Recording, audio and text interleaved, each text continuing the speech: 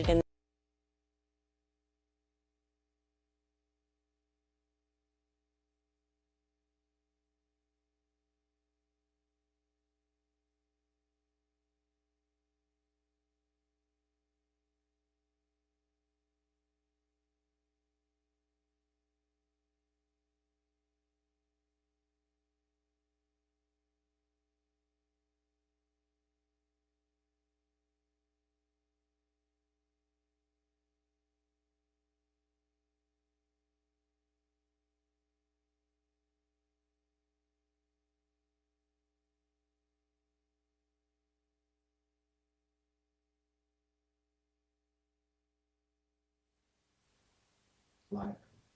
Good afternoon. Welcome to the February 2nd, 2022 formal meeting of the Phoenix City Council. I will call the meeting to order. Will the clerk please call the roll? Councilwoman Ansari. Here. Councilman DeCiccio. Here. Councilmember Garcia. Here. Councilwoman Guardado. here. Councilwoman O'Brien.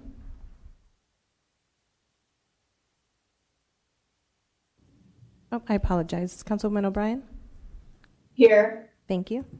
Councilwoman Stark. Here. Councilman Waring. Here. Vice Mayor Pastor. Here. Mayor Gallego.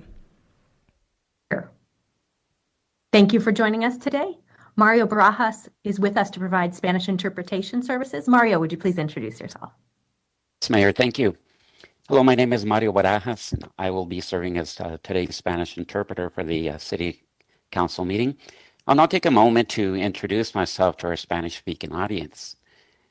Hola, buenas tardes. Mi nombre es Mario Barajas y voy a estar sirviéndoles como el intérprete para la Junta de Ayuntamiento Municipal. Deseo pedirles de antemano, si es que van a estar dando un comentario público, por favor, hable despacio, con claridad y evite tener distracciones de fondo. Finalmente, pause después de cada una o dos oraciones para que les pueda interpretar lo que esté diciendo de la manera más completa posible. Muchas gracias. Thank you, Mayor. Thank you so much. I will turn to our city attorney after the city clerk reads the 24-hour paragraph. The titles of the following ordinance and resolution numbers on the agenda were available to the public at least 24 hours prior to this council meeting and therefore may be read by title or agenda item only. Ordinances number G6951 through 6962, S48297 through 48321, and resolutions 21988 through 21991. Thank you so much. I will turn to our city attorney to provide some guidance on the role of public comment in Phoenix City Council meetings. Thank you, Mayor. Members of the public may speak for up to 2 minutes to comment on agenda items. Comments must be related to the agenda item and the action being considered by the council. General comments that go beyond the scope of the agenda item must be made during the citizen comment session at the end of the agenda. Speakers must present their comments in a respectful and courteous manner.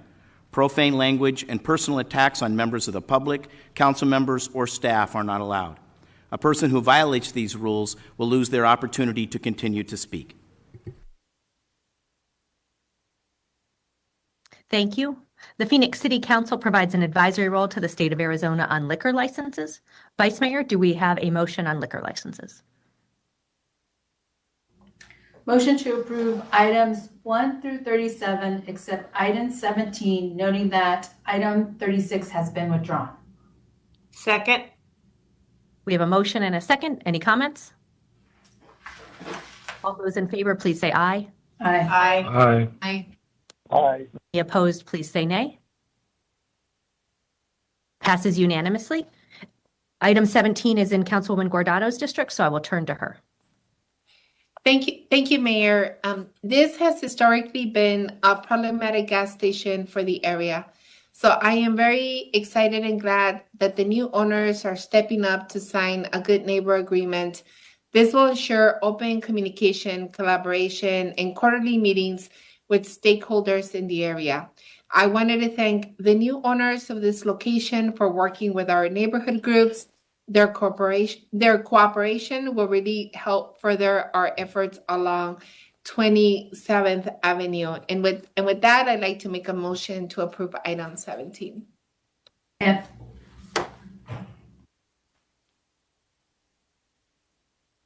Thank you. I heard a motion. Did we have a second? second, Vice Mayor. Second from the Vice Mayor. All roll call. Ansari, Yes. DeCiccio, Yes. Garcia, Yes. Guardado, Yes. O'Brien, Yes. Stark, Yes. Waring, Yes. Pastor, Gallego. Passes 9-0. City Clerk, are we ready for ordinances, resolutions, new business, planning and zoning? Yes, Mayor. Vice Mayor, do you have a motion? Motion to approve items 38 through 81, except the following. Items 41, 50, 55, 73, 74, 75, 76, 77, 78, 79, 80, and 81. Noting that item 71 is continued to April 6, 2022. And excluding these items for public comment. 41, 47, 73, 75, 76, 77, 80, and 81. Second. We have a motion and a second. Any comments? Roll call. Ansari, Yes. DeCiccio, Yes. Garcia, Yes. Guardado, Yes. O'Brien, Yes. Stark, Yes. Waring, Yes. Pastor, Gallego. Passes 9-0. Item 41 is in Councilwoman O'Brien's district. Councilwoman. Mayor, may I make a motion to suspend the rules and take item 41 out of order to be heard after item 75 so that it may be heard along with two other related items? Second. We have a motion and a second. All those in favor, please say aye. Aye. Aye. Aye. Any opposed, nay. Passes unanimously. Item 41 will be heard with related items after item 75. We next move to item 47, a resolution to declare June 19th of each year as a designated city holiday known as Juneteenth Day. We do have many members of the public with us here today, including many who have been involved with the city's and the state of Arizona's remembrance of June 19th and who have been great leaders in this area. So we will begin this item with public comment. We will start with Jean Blue, followed by Lynette Campbell.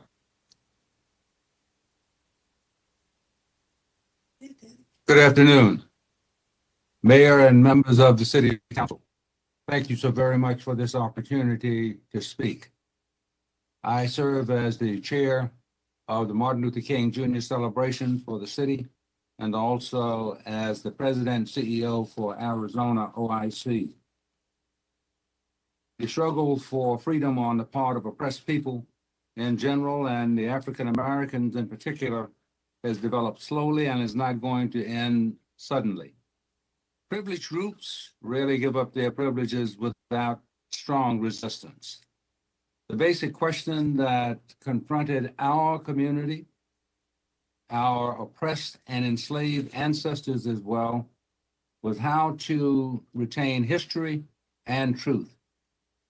If we succumbed to the temptation of using violence in the struggle for justice, we would live in bitterness and our legacy would be an endless reign of chaos.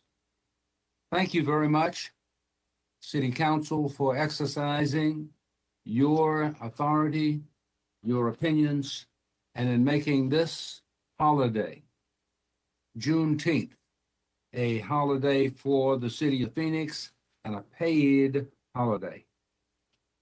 We know that darkness cannot overcome darkness.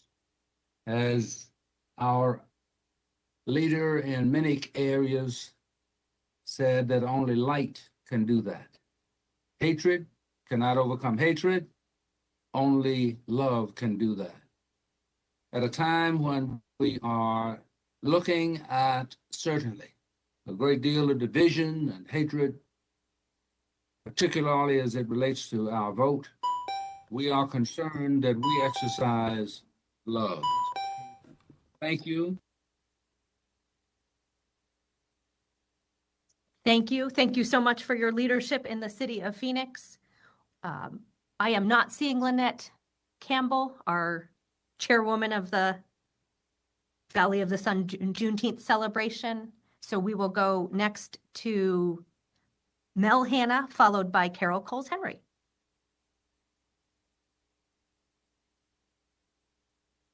And Mayor, can you hear me? We Good can, afternoon. thank you. Okay.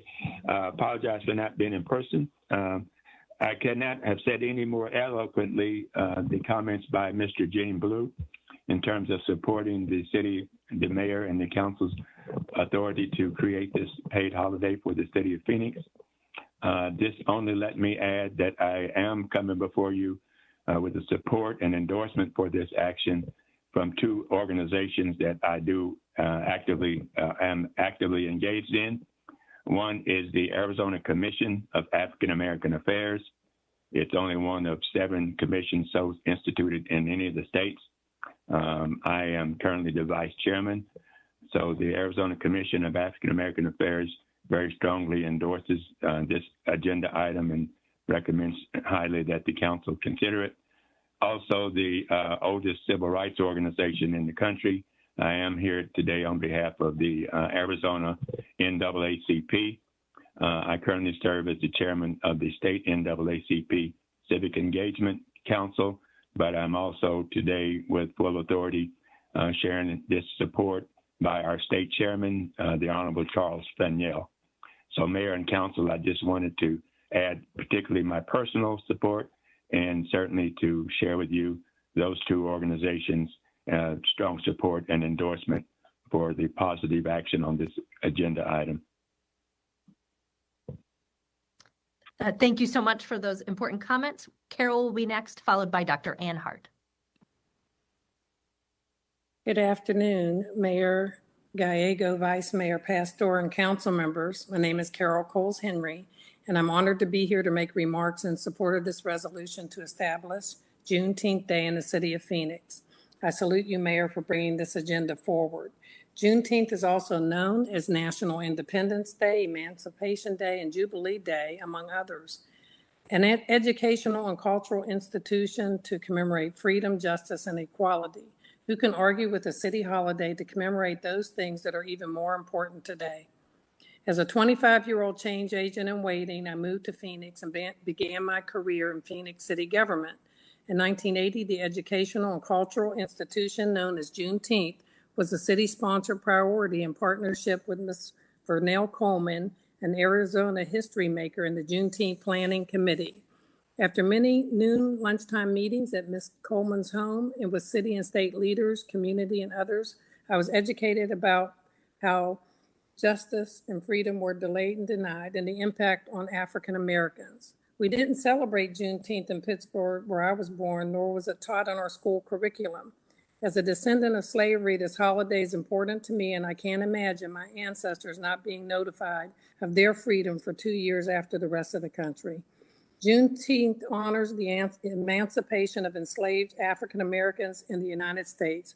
Our rich Phoenix connection is embedded in history and the lives of people who struggled as Americans to fully integrate into all aspects of society. Many of these issues around freedom, equality, and justice continue to this day. It is important, especially now during these times when so many are trying to rewrite and eliminate significant parts of history. Mayor and Council, you have the opportunity today to continue to demonstrate your commitment to memorializing the true spirit of Juneteenth by creating this city holiday. Our city needs to recommit today to an accurate account of history, equality, and freedom. Thank you. Thank you. Dr. Hart will be next, followed by Michael Kelly. Good afternoon, Mayor Gallegos and City Council members. I am Dr. Ann Hart. I am a strategic engagement advocate, and I have been in the city of Phoenix for 41 years. My husband is a native of Phoenix, Arizona, and we both are here to talk about the importance of Juneteenth because it reminds us of what we came through and what we can achieve and what we were able to get out of bondage and slavery as a nation. It is an important reminder, and it is important that we understand what it took. It is also important, if passed, the Juneteenth holiday should not only exist, but should survive. This holiday will allow each generation to reflect what more there is to do. Juneteenth for all of us is to think about the meaning of freedom for African Americans in particular, as well as to the nation and the rest of the world. I want to thank you again, Mayor Gallegos, for this resolution, to City Council, and for the city to recognize Juneteenth as a city holiday and be the first city to represent it as a jubilee. As in the words of Martin Luther King, now is not the time to be silent about the things that matter the most. Thank you. Thank you so much. Michael Kelly will be followed by Gershom Williams. Mayor Gallego, Vice Mayor Pastor, and distinguished City Council members. This testimonial is to support your efforts to make Juneteenth a paid city holiday. I had the pleasure of knowing the late Vernell Coleman, a phenomenal community organizer and advocate for the poor and elderly community. She helped organize the St. Mary's Food Bank and served on the board. But included in her legacy was reviving the Juneteenth celebration in Phoenix. Neglected since the early 1940s, Ms. Coleman started a small Juneteenth celebration at Dunbar Elementary School in 1968. She remembered the good times that Juneteenth was celebrated in her Texas hometown and wanted to bring that kind of event to Phoenix. Unfortunately, not enough people today remember this remarkable and wonderful woman who dedicated her life to helping others and helped grow the Phoenix Juneteenth celebration to what it is today. In the name of Vernell Coleman, I support the resolution to declare June 19th of each year, beginning in 2022, as a designated city holiday known as Juneteenth Day, and to have it be designated a paid holiday in the city of Phoenix. Thank you. Thank you. Mr. Williams will be next, followed by Lynette Campbell. Greetings, Mayor Kate Begro and distinguished members of the City Council. My name is Professor Emeritus Gershom Williams. Still struggling with a little cold here. I'm calling in support of item 47 on the City Council meeting agenda this afternoon. I was introduced to the Juneteenth holiday back in the early 80s by my mentor, Mr. Richard E. Harris, who was the first African-American to also work for the Arizona Republic newspaper. I was kind of appointed Juneteenth spokesperson about 16 years ago by Mrs. Lynette Campbell, and I'm still operating in that position today. I attended the first National Juneteenth Planning Conference in Tulsa, Oklahoma this past summer, and I plan to attend the 2022 convention in Galveston, Texas this year. So I've been involved with Juneteenth for almost 40 years in the state of Arizona, and I was present when Mayor Kate Gallegro signed the resolution last June, and we read that resolution at the Juneteenth Festival at East Lake Park, and I was very proud to be a part of that monumental event. So I want to just join with all those speakers before me and say that I am in support of a paid city holiday. I am endorsing this resolution, and I strongly encourage each and every council member pass this legislation for the city of Phoenix, for the state of Arizona. And as you all know, we have a national holiday now. Juneteenth was made a federal holiday by President Joe Biden signing the resolution last. Thank you for listening. All things. Thank you so much for your service. Now we will turn to Lynette Campbell. See,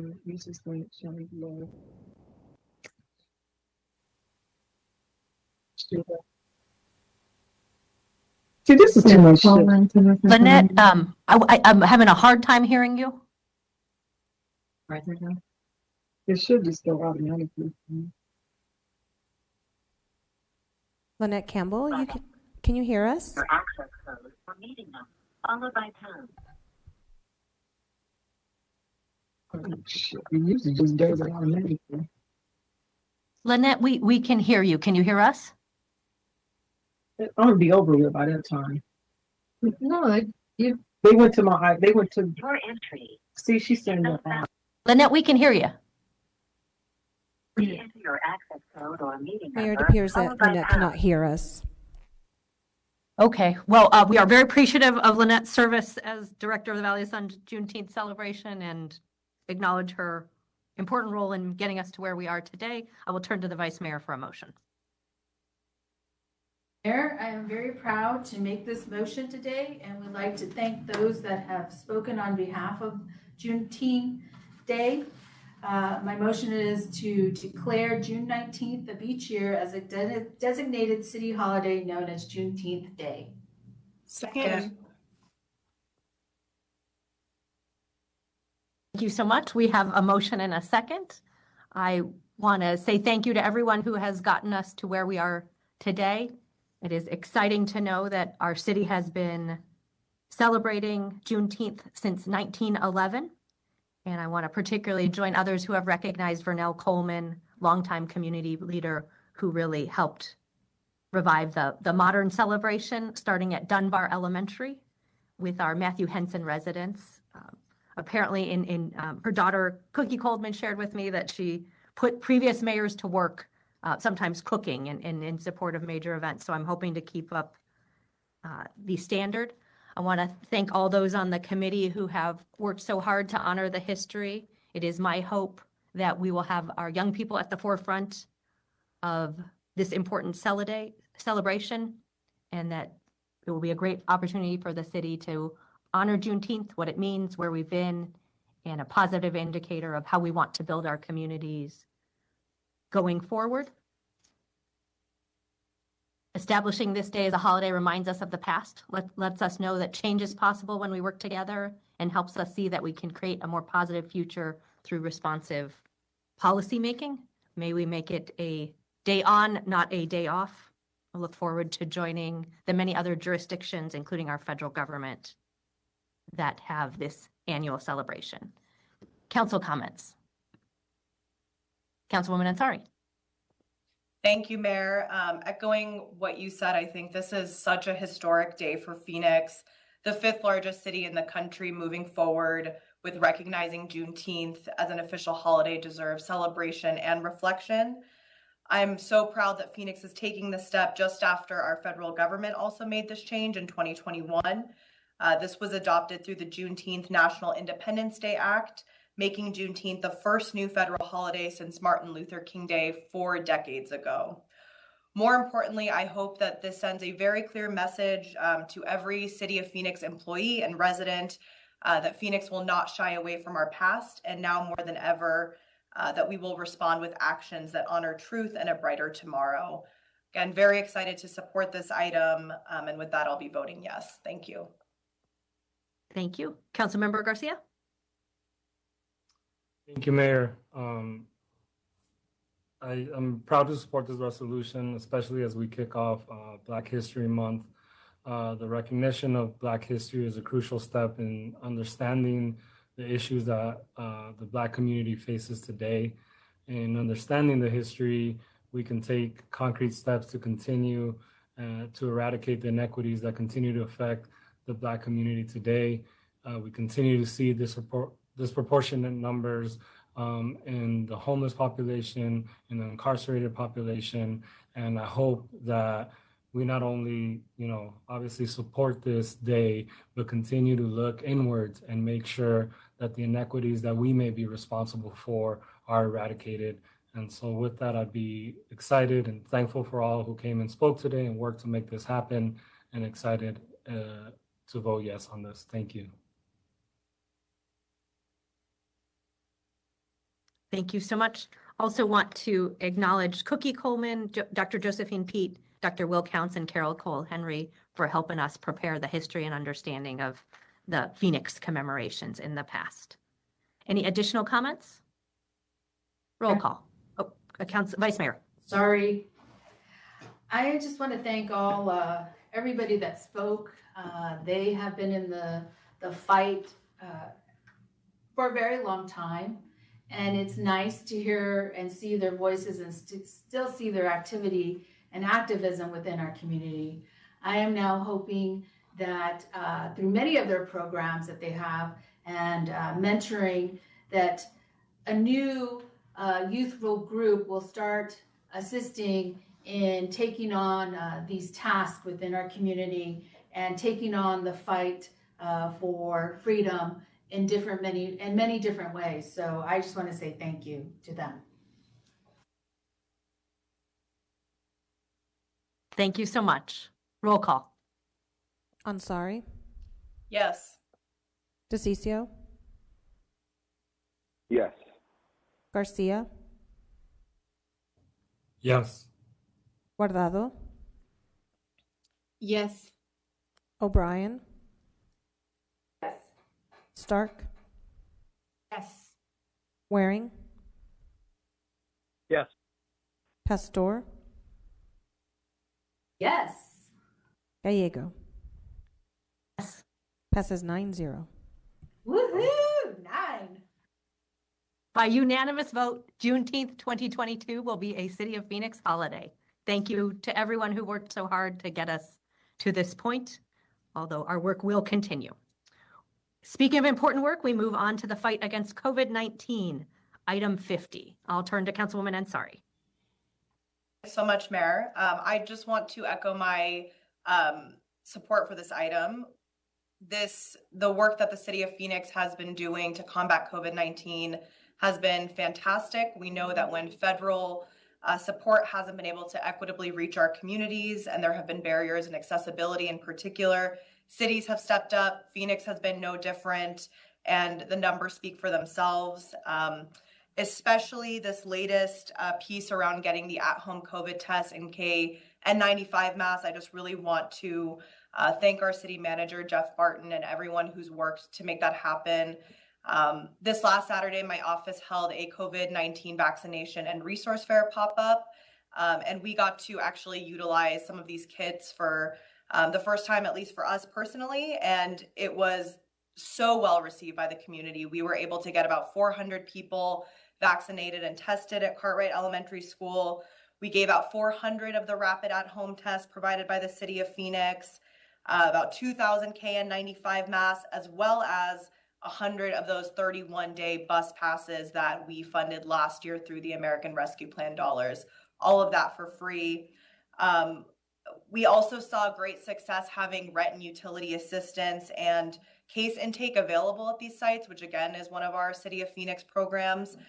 So I hope that this type of approach can be replicated across our testing van sites and ramped up during the summer when we expect more of our ARPA dollar-driven programs being open and available. So I want to really, again, thank the city for doing this and hope that we can combine all of these efforts and bring together the various resources that we're providing as a city in one package. So thank you so much. And with that, I motion to approve item 50. Second. Is that a motion? Okay. Yes. Second. Wonderful. We have a motion and a second. I am looking forward to supporting it as well. I'm so thankful to the healthcare workers who are out there continuing to fight this, and I hope our $15 million towards testing and $10 million for at-home testing will go a long way towards controlling the pandemic in Phoenix. Thank you to everyone who worked on this, including our city staff, who really prioritized expediting getting this to a vote today. It's been 2 years plus, and I'm grateful for all the work our city continues to do. Council comments? Roll call. Ansari, Yes. DeCiccio, Yes. Garcia, Yes. Guardado, Yes. O'Brien, Yes. Stark, Yes. Waring, Yes. Pastor, Yes. Gallego. Passes 9-0. Another 9. Great to have a unanimous vote as we continue to fight COVID-19. Item 55 is Downtown Redevelopment Area Plan Update Consulting Services. Vice Mayor. I move item 55, Downtown Redevelopment Area Plan Update, Consulting Services. Second. We have a second from Councilwoman Ansari, noting that Councilwoman Stark will not be participating in this vote. Any comments? Roll call. Ansari, Yes. DeCiccio, Yes. Garcia, Yes. Guardado, Yes. O'Brien, Yes. Waring, Yes. Pastor, Yes. Gallego. Passes 8-0. Oh. We next move to the planning and zoning portion of our city council meeting. Want to congratulate Alan Stevenson, who has served the city as our planning and development director and is now here for his first council meeting as deputy city manager. He and his team will be presenting several items, and I'll turn to him to begin the public hearing for the Walkable Urban Code expansion and fee schedule update, item 73. Thank you, Mayor, members of council. With me here today is Josh Van Erich, the Deputy Director, and Adam Schreneri, Planner 3, who both have worked on this Walkable Urban Code text amendment. I want to thank them for their hard work, and I'll turn it over to Adam for a brief presentation, and then we'll be happy to answer any questions. Thank you.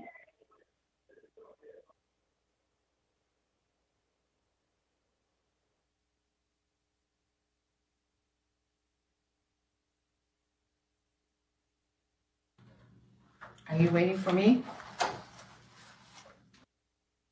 All right, we will open the public hearing and turn it Mayor, over my to- apologies. We have the presentation up now. Go ahead, Em.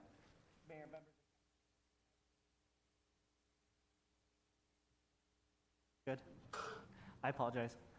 Mayor, members of council, thank you for having me here today. CTA 319 is a proposal to modify the boundaries regarding where the Walkable Urban Code may be applied.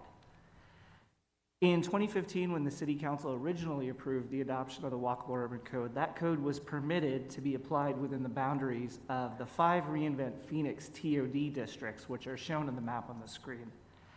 Those 5 districts were also defined and described in individual TOD policy plan areas for those TOD districts. Since 2015, the city has undertaken multiple efforts to both expand the transit system and engage in related planning efforts throughout the city, which has led us to the need to expand the applicability of the code. Starting in late 2019, planning staff began crafting the text amendment to address those planning efforts and expand the boundaries accordingly. The original version of the text amendment proposed allowing the WU code to be applied for citywide and adopt related administrative changes to support that proposal. Public hearings began in July 2021 at the village planning committees, and with their recommendation items coming in October. And during those hearings, staff did hear concerns regarding a proposed citywide expansion, and we went back to craft a revised proposal to directly address those concerns. That resulted in the Addendum B staff report that you have before you today. We did bring that staff report back to the villages in December and January, where we heard strong support for the revised proposal. The support was echoed at the January Planning Commission, where we received a unanimous 8-0 vote in a recommendation for approval. And we want to thank those bodies for their input, particularly the villages, who over time hosted 42 individual meetings to look over and review this issue with us. So the map that we have on screen now represents the revised applicability boundary that's presented in the Addendum B staff report. And in addition to the 5 original Reinvent Phoenix TOD districts, there are 6 new planning areas that have been added to this map. The common thread with all of these 11 total districts is that their geography is defined in either Phoenix City Council adopted policy plans, Federal Transit Administration or FTA grants, or they're adjacent to existing Valley Metro light rail stations, as is the case with the 50th Street station area, which is on the eastern edge of that map.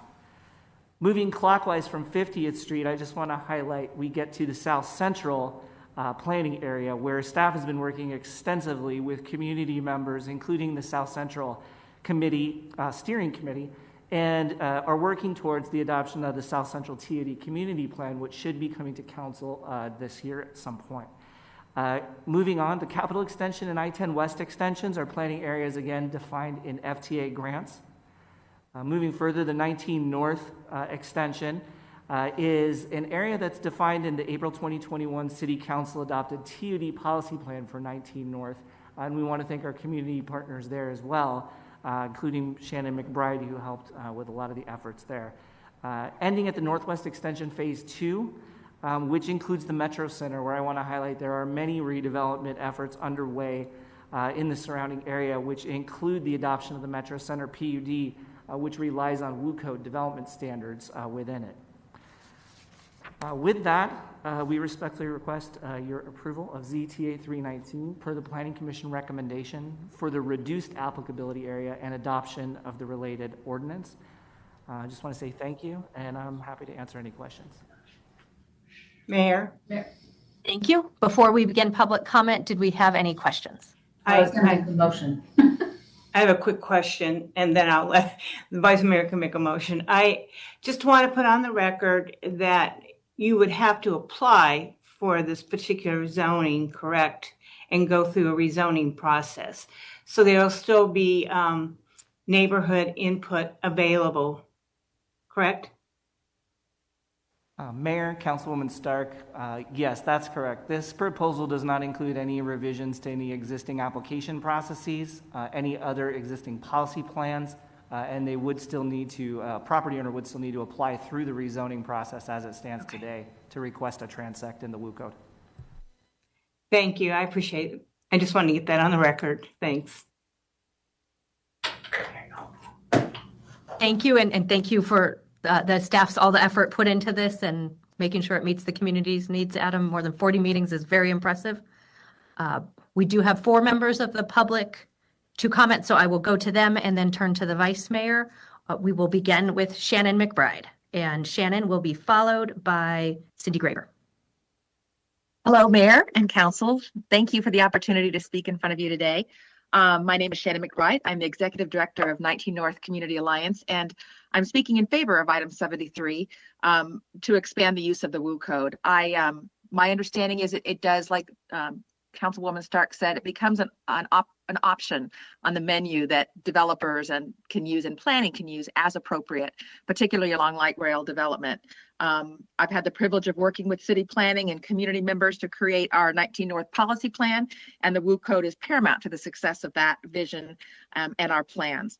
And I'm also excited about what we're going to get to do at Metro Center, the same sort of redevelopment, and WU Code will be so important for that as well. So thank you for letting me share, and I am very hopeful that you will pass this and we'll have WU Code as an item on the agenda that on the menu that planning and developers can use as we're continuing to make a walkable urban community for people to enjoy. So thank you. Thank you so much. Ms. Graber will be next, followed by Bramley Paulin. Mayor and City Council members, can you hear me? Yes, we can. Perfect, thank you. I request item 73 to amend the city code ordinance G 6962 be denied today and submitted at a later date for public vote. The reason why I feel this way is a change this substantial affects every property owner in Central Phoenix. Central Phoenix is a historical area and needs to be preserved. 9 of the village planning committees denied the approval of this proposed change. All 9 had substantial interest in the area. The 6 that approved the change had areas which had not been impacted. City Council, you appointed individuals to the villages, and you are not listening to their decisions. There has been no outreach to my community. No one knows about the possibility of the substantial change. These neighborhoods are established neighborhoods, some dating back to 1920s. Decisions like these will directly impact the character of their neighborhoods. People purchase their homes based on existing zoning laws. Without consulting with your public, you are directly impacting the character of neighbors and property values. Thank you. Thank you. Bramley will be next, followed by Ryan Boyd. Yes, good afternoon. It's really unfortunate that the city management has intentionally played hide the ball when it comes to this proposed policy change. No notification to neighborhoods. There's been no public outreach whatsoever. What happened to open and transparent government? Of the approximate 150 village committee members out of 1.6 million citizens, an overwhelming majority voted to deny this proposal. Staff then amends the policy, returning to the revision only to the village, to a few village, and then not give the village an opportunity to vote. What a slap in the face. While it may make sense to promote higher density development adjacent to light rail stations, there should be no expansion of the WU code beyond land parcels that are immediately adjacent to the arterial streets in which light rail is constructed, unless and until neighborhoods are afforded the opportunity to review, understand the impacts, and approve the expansion of the WU code into their neighborhoods. Podium-style development for multifamily must be implemented, which places the building over parking, rather than the open parking lots that most multifamily developments use today. This would not only reduce the heat island effect, but podium style creates a more managed control of people, and that will ultimately deter crime. I bring up the importance of crime reduction through design, since neighborhoods that are adjacent to light rail have experienced a significant increase in crime. You are all well aware of this fact, as council has approved the expenditure of millions of dollars of additional security and policing in an attempt to lessen the skyrocketing calls for service that have crept into neighborhoods and area businesses because of light rail operations. I ask you to limit the WU code expansion only to land parcels that are adjacent to light rail stations and not the proposed half mile. Thank you.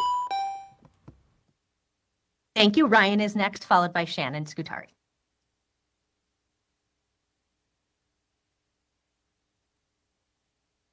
Good afternoon, Mayor and Council. For the record, Ryan Boyd with the Urban Phoenix Project in support of item 73. And the reason that we're in support here is that we think that the addendum B is the most sensible common compromise that we have here and the least of what the city can do. It's been widely agreed that that it should be along light rail for the WU code. It is something that has been discussed as noted here as only a option. It makes this legal to request, does not provide anything by right. And it's really necessary because there are parts of the light rail that currently it is illegal to basically ask for the WU code. And there are parts of light rail under construction or under design that probably need to start having that kind of walkable urban fabric designed. We often find ourselves in a chicken and the egg scenario where we are asked where is the density for public transit, and then told that we can't have density until we have public transit. This is something that is a key step to really making it so that we can have a city that is vibrant, that is walkable, and really is, again, a choice by the neighborhoods. We would note that there's a lot of things that we still have to do. There's a lot of the city of Phoenix that you can't build anything more than the single-family detached housing. We know from the 2020 housing plan that called for expansion of the walkable urban code and the 9-0 vote that we can't build enough housing units using single-family detached housing alone. So we need to legalize more of these mixed uses, more of these different items that allow for duplexes and other items, just to make sure that we can actually meet that demand, create the vibrant communities that people want, and allow it. Addendum B is solely along the light rail, just as the current current districts are within that half mile. And we would very strongly ask this council to vote yes on item 73. Thank you for your time. Thank you for your testimony. Shannon will be our final speaker on this item. Shannon, the floor is yours. Thank you. Good afternoon, Mayor Gallego, Vice Mayor Pastor, members of the Phoenix City Council. I really appreciate you allowing me to express my overwhelming support for agenda item number 73, the adoption of the ordinance for Walkable Urban Code expansion. First, my name is Shannon Scutari. First, I would like to recognize your incredible policy work and the City of Phoenix staff's dedication and expertise, frankly, for many decades to get us to the point where we are today, the point where we're seriously discussing and hopefully adopting the Walkable Urban Code in Phoenix's transit-oriented corridors. You are to be commended for following the will of your voters and investing in transportation choices and mobility options throughout the city and the entire region that are allowing your residents and your employees to get to where they need to go without having to own a car. As you know, housing affordability is intertwined with transportation affordability. They are inextricably linked.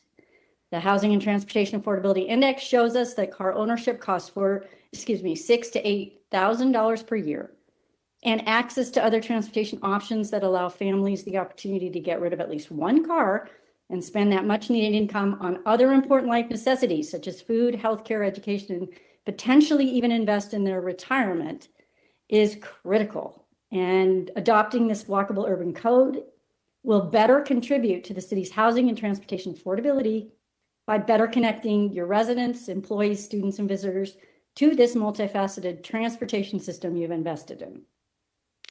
You have been successful in so many ways in pushing things that are truly allowing the residents of your communities to be healthier and to actually have a much better quality of life.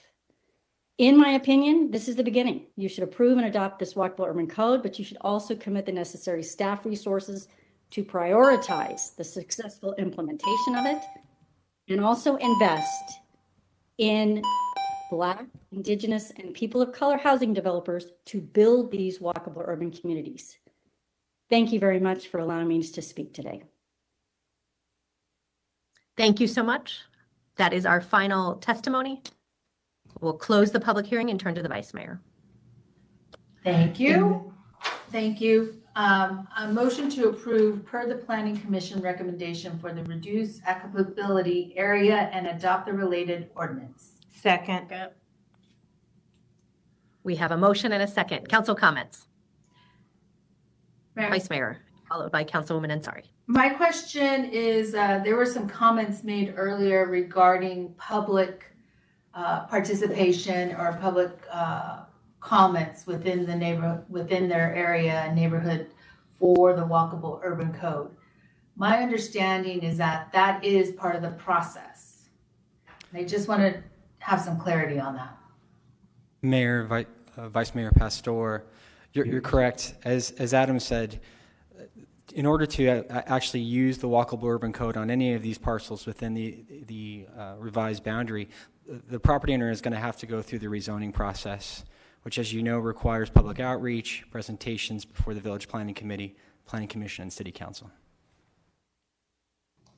Thank you. And then the second question is, it did sound like, I want to say it was 80, but I may be off, maybe it was 40, public hearings throughout the city, plus the village. Mayor, Vice Mayor, Pastor, members of the council, yes, that's correct. There were 42 meetings with the villages. That included 3 rounds, information items, recommendation items, and then a 3rd round with the Addendum B staff report. in addition to, I believe, approximately 5 planning commission meetings and private meetings, of course, with other community leaders and groups. Okay, so if anybody within that area where it was being affected, they could have attended a village meeting and express their concerns regarding the WUCO. Mayor, Vice Mayor Pastor, yes, that's correct. Then I have a third question. I think this is my last one. My third one was, I had heard that 9 of the villages denied it. And then we went back with an amended WU code. And then at that point, it passed. Is that correct? Mayor, Vice Mayor Pastor, we made a modification to the proposed text amendment boundary based on the feedback we had heard from the village planning committees, which included the 9 recommendations for denial. In conversations with the Planning Commission, when we brought that revised boundary to them, we gave them assurances that we would go back to each of the village planning committees to let them know about that change. The commission at the time was uninclined to remand the text amendment back to the village planning committees, but wanted at the very least that they know that we were responding to the concerns that we heard. And we see that reflected in their 8-0 vote. Okay, so you informed the villages, it just didn't go back. You informed them about it, and then it moved ahead. Mayor, Vice Mayor Pastor, that's correct. Thank you, Mayor. Thank you, Councilwoman Ansari. Thank you, Mayor. Firstly, thanks, Josh and team, for the presentation, and Vice Mayor Pastor's questions. I think that really helps clarify that there was a very robust public engagement process, and I'm glad that there was a compromise. For me, I'm a firm believer that if we are to tackle our housing crisis, the climate crisis, our traffic issues, that we need an urban code that prioritizes walkability, bikeability, and density, especially around our transit-oriented communities. And again, because this plan is a compromise and a choice by the neighborhoods, I think it's a common sense stepping stone to address some of the issues that I addressed earlier. We know that denser, walkable, mixed-use communities increase access to amenities, to opportunities, jobs, education, and I really look forward to the success that I know we will see in these areas that do adopt the Walkable Urban Code. This won't be the last time that we take on this expansion, and I really hope that next time we update our code, more communities and neighborhoods will say, hey, I want that in my neighborhood. So I'm excited to support this today. Thanks. Thank you. Any additional council member comments? Councilmember Garcia. Thank you, Mayor. Just want to echo some of the things that have already been said. This is an important tool that will also support the TOD plan that our constituents from District 8, District 7 worked on with the South Central extension. And so just want to echo support and excited to vote yes on this and hope we continue to look for ways to expand it.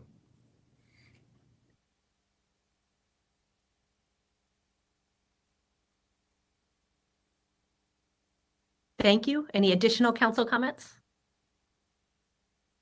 Our residents have said they want us to prioritize accessibility, affordability, and sustainability.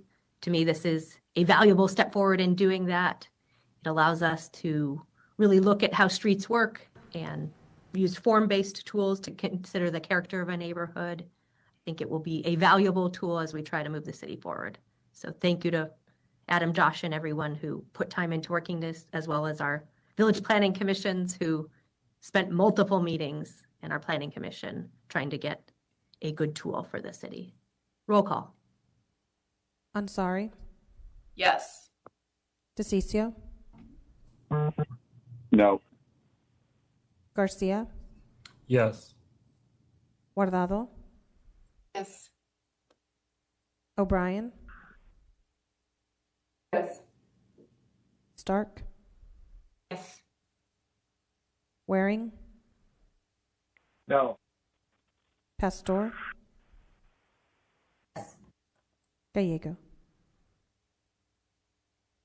Yes. Passes 7-2. We next go to item 74, which is in District 2. We will have a brief staff report. Thank you, Mayor.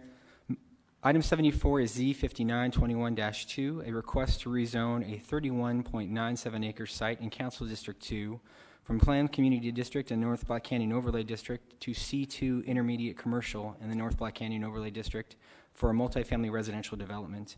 The Planning Commission heard this case on December 2nd, 2021 and recommended approval per the staff recommendation with an additional stipulation and remanded the case back to the North Gateway VPC for reconsideration by a vote of 7-2.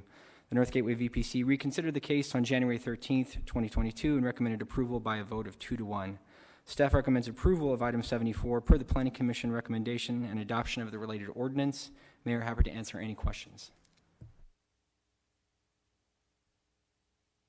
Thank you. We will open the public hearing. We do not have any members of the public to testify, so I will close the public hearing. Councilman Waring. Yeah, Mayor, you ready for a motion? We are. Okay. Motion to approve per the Planning Commission recommendation and adopt the related ordinance. Second. We have a motion and a second. Any discussion? So further investment in housing at a time when our city is very desirable for housing. Roll call. Ansari. Yes. DeCiccio. Yeah. Garcia. Yes. Guardado. Yes. O'Brien. Yes. Stark. Yes.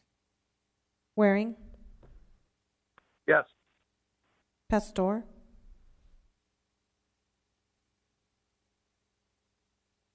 I apologize. Pastor. Yes.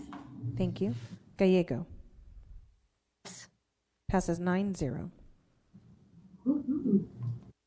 We next move to item 75, which is a public hearing for the southwest corner of 40th Street in Monte Rosa. We'll turn to Josh for a staff report. Thank you, Mayor. We have a few slides on this one. Item 75 is Z6021-6, a request to rezone a 0.63 acre site in Council District 6 from R16 to R3 to allow for a multifamily residential development. There's R16 zoning to the north and west and C2 zoning to the south with CO zoning to the east. The proposal is for an 8-unit multifamily residential development with parking and vehicular access proposed on the southern portion of the site. The proposed building renderings depict a townhome-style development with maximum building height of 2 stories and 27 feet. The Camelback East Village Planning Committee heard this case on December 7th and recommended approval per the staff recommendation with a modified stipulation by a vote of 15-0. The Planning Commission heard this case on January 6th and recommended approval per the Camelback East Village Planning Committee recommendation with an additional stipulation by a vote of 8-0. The Planning Commission recommendation was appealed on January 11th and a petition for a 3/4 vote was submitted. A 3/4 vote is required. Staff recommends approval of item 75 per the Planning Commission recommendation and adoption of the related ordinance. Mayor, happy to answer any questions. Thank you. Any council questions or comments before we begin the public hearing? This is one of several items where we will have public hearings with 5-minute presentations from each side, followed by members of the public commenting for 2 minutes. With the 5-minute presentation, the first speaker can reserve 2 minutes at the end to speak. And in this case, the first speaker has asked that we stop at 3 minutes and have 2 minutes later. We will open the public hearing. We will have first a 5-minute presentation from Brian Greathouse on behalf of the applicant, and then a 3-minute presentation from Brian. And then we will turn to Patty Mathis on behalf of the opposition. Brian, the floor is yours. Thank you, Mayor. Can you hear me okay? Yes, we can. I appreciate the time today to present our case. For your record, this is Brian Greathouse from the law firm Birch and Cracchiolo. Address is 1850 North Central. I'm here on behalf of Chapter 2 LLC, who's the owner of the property, and the member is Jeff Edlin, who's also on this call. As Josh detailed, this is a rezoning request for 3 lots to facilitate the development of 8 new townhomes. It's important to point out that 2 of the lots are zoned R3 today and 1 is zoned R16. So the total entitlements are for 6 units on the site today. So what we're asking for is essentially 2 additional dwelling units as part of this rezoning request. We agree with all staff's findings, and we certainly appreciate staff's recommendation of approval and our unanimous approvals at Village and Planning Commission. And we accept all the stipulations in the staff report and the draft ordinance. Next slide, please. So this site is very uniquely positioned compared to the other lots in the neighborhood. It's adjacent to a high volume shopping center, which is anchored by cold beer and cheeseburgers on the south, and there's a dental office existing on the east side. So as detailed in staff's report on page 10, we agree that this proposed development will provide a buffer and an appropriate transitional land use.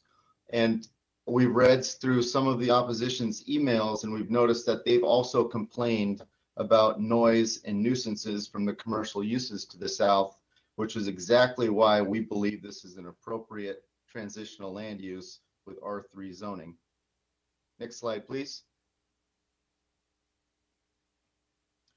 The 2 easternmost lots have been zoned R3 since 1950s, and there were 2 65-year-old dilapidated for-rent apartments there. Unfortunately, an electrical fire occurred in one of the buildings, and our client tore it down. The parking for those multifamily units have been off of the alley on the south since the 1950s. There's one existing single-family home on the westernmost lot, and that was built in the 1950s. And it also has the same deferred maintenance issues, and it's very dilapidated, and we believe it needs to be torn down. Next slide, please. So my client, Jeff, began working with his longtime friend, Joel Contreras, who you may know as an award-winning local designer, with a goal here of designing the nicest townhomes in Arcadia. Jeff, Joel, and their architect, Jason Comer, focused on curb appeal, inviting front porches, open floor plans, and what we call a desert modern design. And You have reached 3 minutes. If you'd like to reserve 2 minutes, we can stop now, or you can keep going and finish up your 5. Okay. Well, I'll rather save 2 for rebuttal. Thank you. Wonderful. Thank you for your testimony. We will turn to Patty. Hello, can you hear me? Yes, we can. Great, thanks.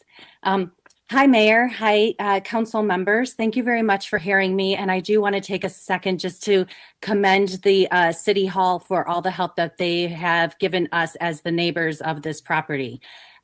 First, I would like to say that that lot has been empty for 7 years plus some. I think the fire happened before Jeff Edlin bought the property, so it has been that way for quite a while. Jeff Edlin bought that property 7 years ago and has done nothing. He has done nothing to connect with the community. He's never come out to meet anybody to say, I bought this property and I'm going to be doing something to develop it. He's never connected to ask us, what are you all interested in? You know, this is an R3 property. Of course we do. It was an apartment, that sort of 1950s ranch style 1-bedroom or studio apartments, which of course, with traffic and parking and whatnot, would have probably meant that there was 1 car per unit. So that is just something to consider when we are now thinking that each unit that he is planning on building is going to have 2 bedrooms, 2 bathrooms, and they have 16 parking lots in the alley planned for those 8 units.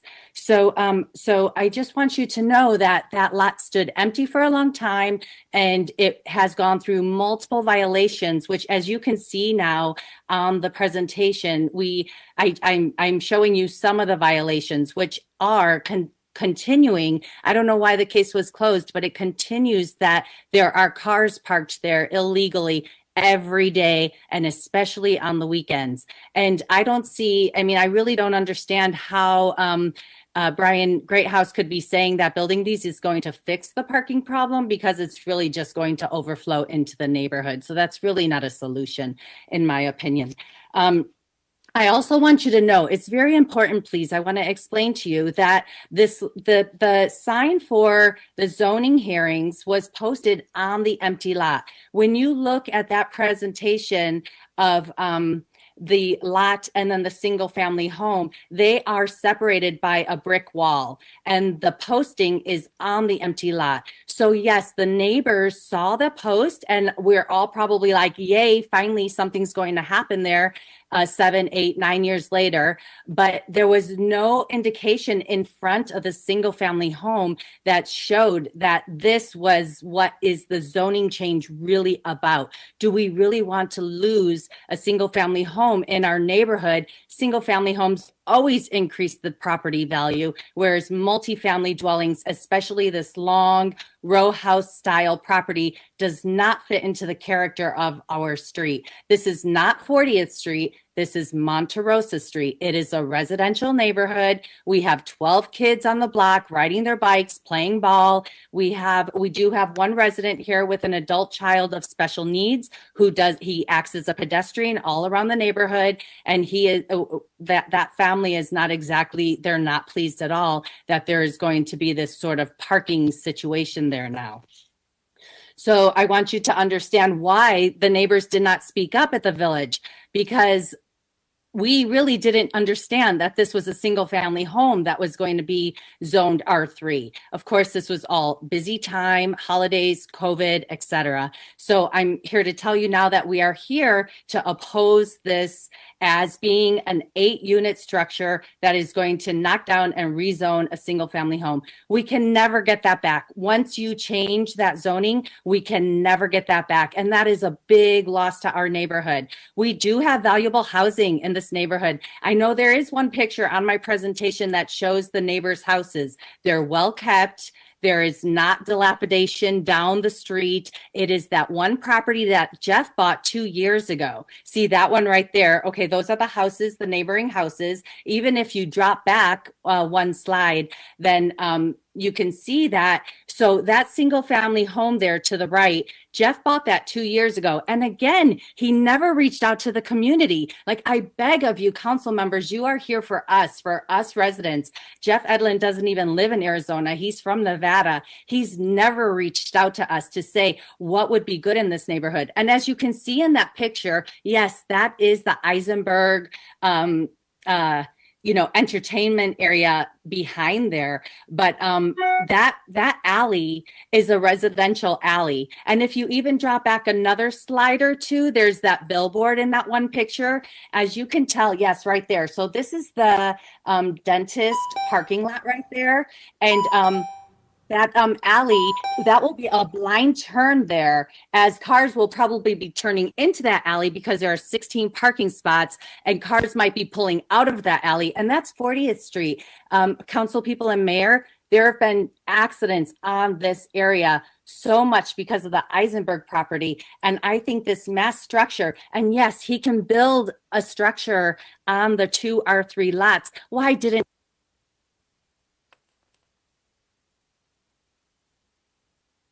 Thank you so much for your testimony on that. And for our staff, I am looking at that picture, and we'll have a question about traffic safety once we've completed the public comment.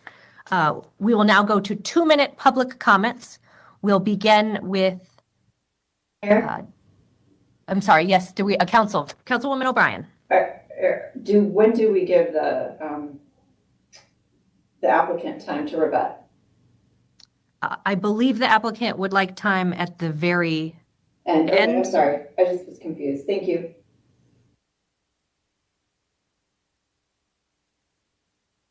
All right. And speaking of the applicant, we will begin with, let's see, Jason Comer, followed by Chris Buckley. And then we'll go back to the applicant's attorney at the very end. Thank you, Ms. Mayor. My name is Jason Comer. I'm the architect on the project 3104 East Camelback Road, number 126. Obviously, I support the project. I'm just here in case you have questions, and if possible, I would donate my time to a lawyer on the case. Thank you. Thank you. Chris will be next, followed by Jeff Udland. Good afternoon, Council. My name is Chris Buckley. Everyone hear me okay? Yes, we can. Wonderful, thanks. I'm a realtor. I've been living in this neighborhood for 15 years, right at 40th and Campbell, and up and down 40th Street all the time. I believe this project is outstanding. I believe adding additional luxury townhomes is critical to our housing supply in the neighborhood. Similar project right there at 40th and Campbell as well. I follow Joel Contreras' design, and I think he's phenomenal. And I believe, counter to what the opposition is saying, Jeff has spent 7 years putting together a better project for this piece of land. And it doesn't happen overnight. We've built houses ourselves, and it takes a little bit of time. So I actually appreciate his effort and his time and consideration to put together a product that made sense for the neighborhood. We have a housing supply issue. That's critical every day. I see it. I have people that are looking to move into our neighborhood that don't have the ability to get in. And little starter homes all of a sudden are $1 million. Jeff is, in his Chapter 2 program, is putting together something I think is a phenomenal asset for our neighborhood. A different price point, a luxury development. And the fact that they've put the design with the parking towards the alley is exactly what that site needs. I've been going to Dr. Pappas, the dentist next door, for 10 years, and I've been inquiring about that property prior to Jeff purchasing it. I just think it's a phenomenal product. I think the design is exceptional. Again, Joel Contreras' design is a wonderful asset to the project. And I'm in full support of this, not just for putting something on that lot that's been vacant for a handful of years, but the fact that they took the time to put together a design that made sense for the neighborhood through housing supply and beautification. From the real estate perspective, I'm totally on board, and I appreciate the time to talk. Jeff Edlund is next, followed by Zach Olick. Thank you, Mayor. Can you hear me okay? We can. Okay, great. I don't have a lot prepared to say today, so I'll defer to my attorney, Brian Greathouse. Just two things to mention about Patty's comments. Number one, the fire that she said happened before I bought the property. That's not true at all. I bought the property in December of 2016, and the fire happened shortly thereafter. My plan all along was to continue renting those units in that apartment building until such time I could afford to rebuild and redevelop those rundown apartments with some luxury high-end townhomes. And unfortunately, that fire happened right after I purchased the properties. And what I realized, that the fire was caused by an electrical panel. What I realized at that time was that these all the deferred maintenance on these rundown apartments was really a liability, and a liability I wasn't willing to accept by renting those. So I made a safety decision at that time to tear down those buildings, which today I regret because it seems some of the neighbors, the out of sight, out of mind adage is being used against me a little bit there. The other thing that Patty said that is not totally true. I've spent this last week trying to get a hold of Patty because I didn't know Patty was in opposition until recently. So I've sent Patty 2 emails and left her a voicemail this week trying to talk with her, and she hasn't returned any of my attempts to communicate. So I don't know what more I can do. But I do live in Las Vegas, but I went to Arizona State University. All of my in-laws live in the Arcadia neighborhood, and I'm planning on keeping one of these townhomes for my wife and I as a second home down there. So I'm invested from a development standpoint, but I'm also invested from a community standpoint. I do have relationships with a number of the neighbors there on Monrosa Street in that area, and I want to continue being a good neighbor. Thank you. Zach is next, followed by Brian Hool.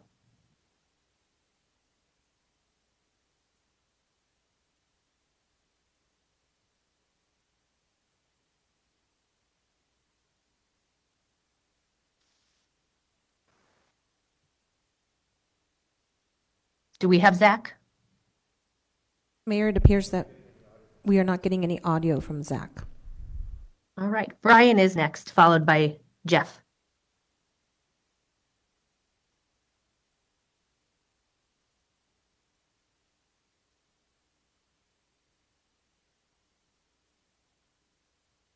One moment, Mayor.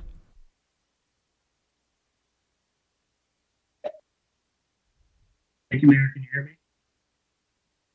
Brian, please proceed.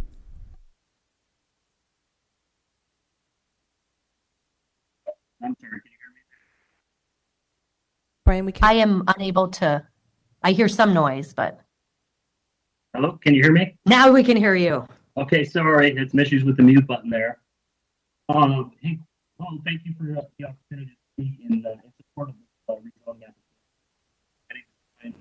Brian, I apologize. You're very muffled. If you could attempt to speak into the microphone a little more clearly.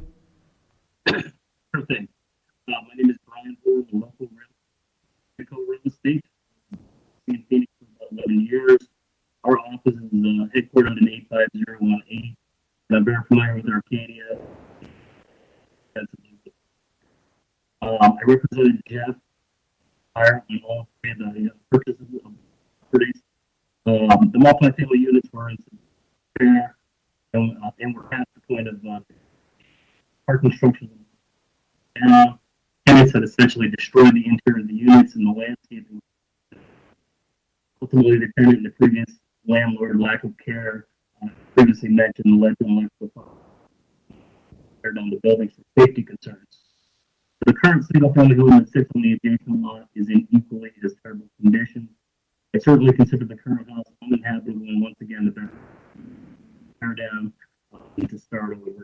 The only reason I mention all of this is because I've heard some people are suggesting that the proposed development is going to property values, change the overall character. In my opinion, these two statements could not be further from the truth. There have been rental units on those lots for over 60 years. And replacing them with brand new high-end townhomes does nothing but add value to the homes in the area. Lastly, I was made aware of some of the concerns of the neighbors regarding parking on the street and in the immediate area. I can certainly understand their position on that issue. I would venture to say the real parking issues are a direct result of the huge volume of overflow from the commercial property on the northwest corner of 40th Street and Navy School.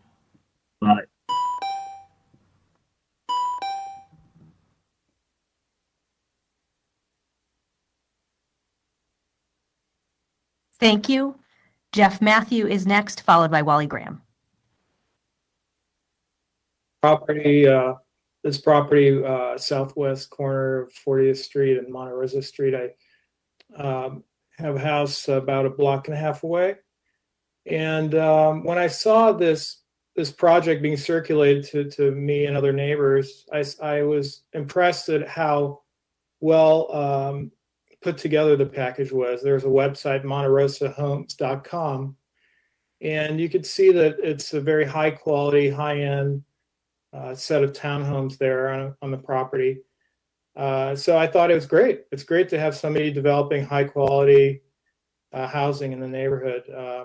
So I support this project as it's a minimal change in zoning, only changing one of 3 lots to enable high quality housing, which will fit nicely in the neighborhood.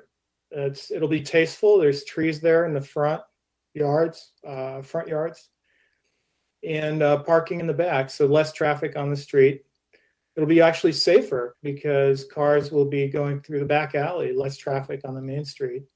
And it's going to add a lot of value to the neighborhood. So I'd say please approve the rezoning application for the one lot there to be a R3, like the other 2 lots next to it. Again, these were apartment buildings back in the 50s, which were dilapidated. So the developer here is doing something good for our neighborhood. The values of the homes are going to go up. These townhouses are probably going to sell for $900,000, which is the average price of a single family home around there, which will push up the value of all the neighboring single family homes. So there's absolutely nothing to be complaining about. Good luck to this developer, and thank you for adding it to adding this great development to our neighborhood.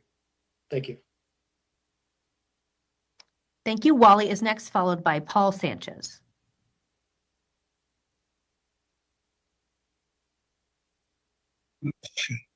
Hello, this is Wally Graham. I'm with the Arcadia Osborne Neighborhood Association. My address is 4331 East Weldon Avenue, just a couple of blocks away from this development. I am opposed to the development. I spoke with the attorney, Mr. Greathouse, who was a co-worker of mine at DMB Associates, somebody I've coached. So I spoke with him way back in February. Mr. Greathouse cut me off from communications. I was not communicated with him after I told him that it was not a good idea, and for three reasons. One is they want to build in the alley. That alley is one of three driveways south of Monte Rosa. The main busy driveway is the one for the Eisenberg property at Indian School and 40th. 40th Street right now is a very, very busy street, and there have been accidents and all kinds of things going on out there. Now they want to do a 2-lane alley. I don't know, even know it's only a single-lane alley, and there's still trash pickup in the alley. It's dangerous for both the drivers coming out on 40th Street and drivers going into that alley, turning left.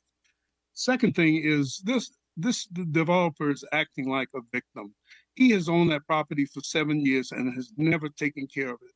It's always been an abandoned, dirty lot. There are 55 violations. You can look in city records and see them on this lot. The latest being don't park on the lot. Well, they have parking there every day, and this guy has allowed it to happen. I don't believe he's going to take care of what he's installing or what he's doing. He doesn't care about the neighbors. This is all about him and greed. And I would hope that city council would not approve. This is totally out of character for the neighborhood. Thank you. Thank you. We'll go next to Paul Sanchez, and then Brian will be our final speaker. Hello, my name is Paul Sanchez, and I live next to this development, and I am not in support of this rezone. In support with what Patty had mentioned, I would like to add that all the single-family homes that were 150 feet away from this rezone signed the petition to force this 3/4 vote by City Council. So the street of Monte Rosa, people that are directly impacted by this, are not in support of this rezone. We even received 2 commercial properties signatures, and that is the one, John Pappas, who was already mentioned before. He signed it, as well as a commercial property on Indian School. And to someone's point about homes being needed, single-family homes are also needed as well. So why destroy a home that's currently there? Yes, it's in a little bit of disrepair, but a house just 3 houses down from mine was a hoarder's house, and it just sold for $670,000. So I don't think he's going to be hard on cash for that. And so what we're trying to do is we're not trying to stop the project from moving forward. We're only asking that the single family lot remains a single family lot, because that is what is on Monte Rosa Street, single family homes. And so by stopping this rezone, the developer is not going to come under any hard times, and it's only just going to help the community stay a community by keeping a single family home. Thank you.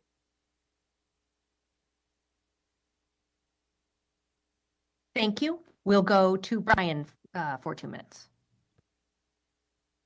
Thank you, Mayor and members of the council. First, I'm going to address outreach. We did a ton of outreach on this.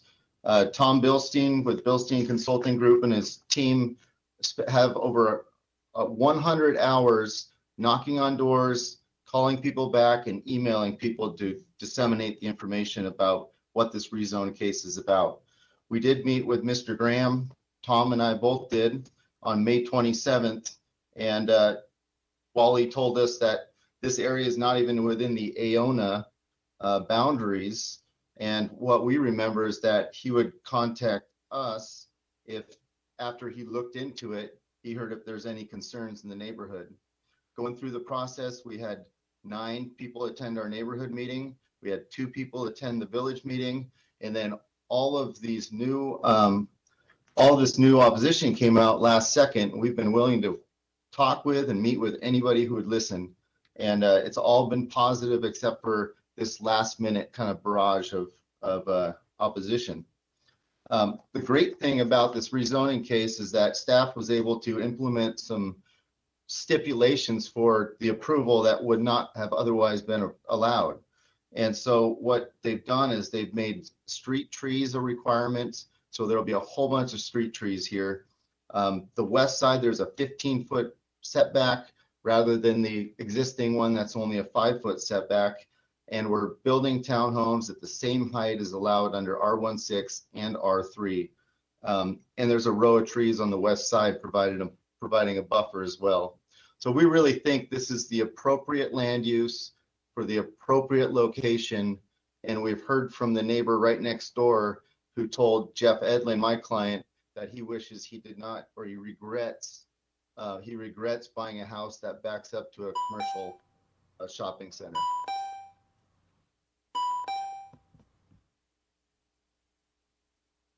Thank you. While we are in the public hearing, do any council members have questions for any of the applicant or the community members?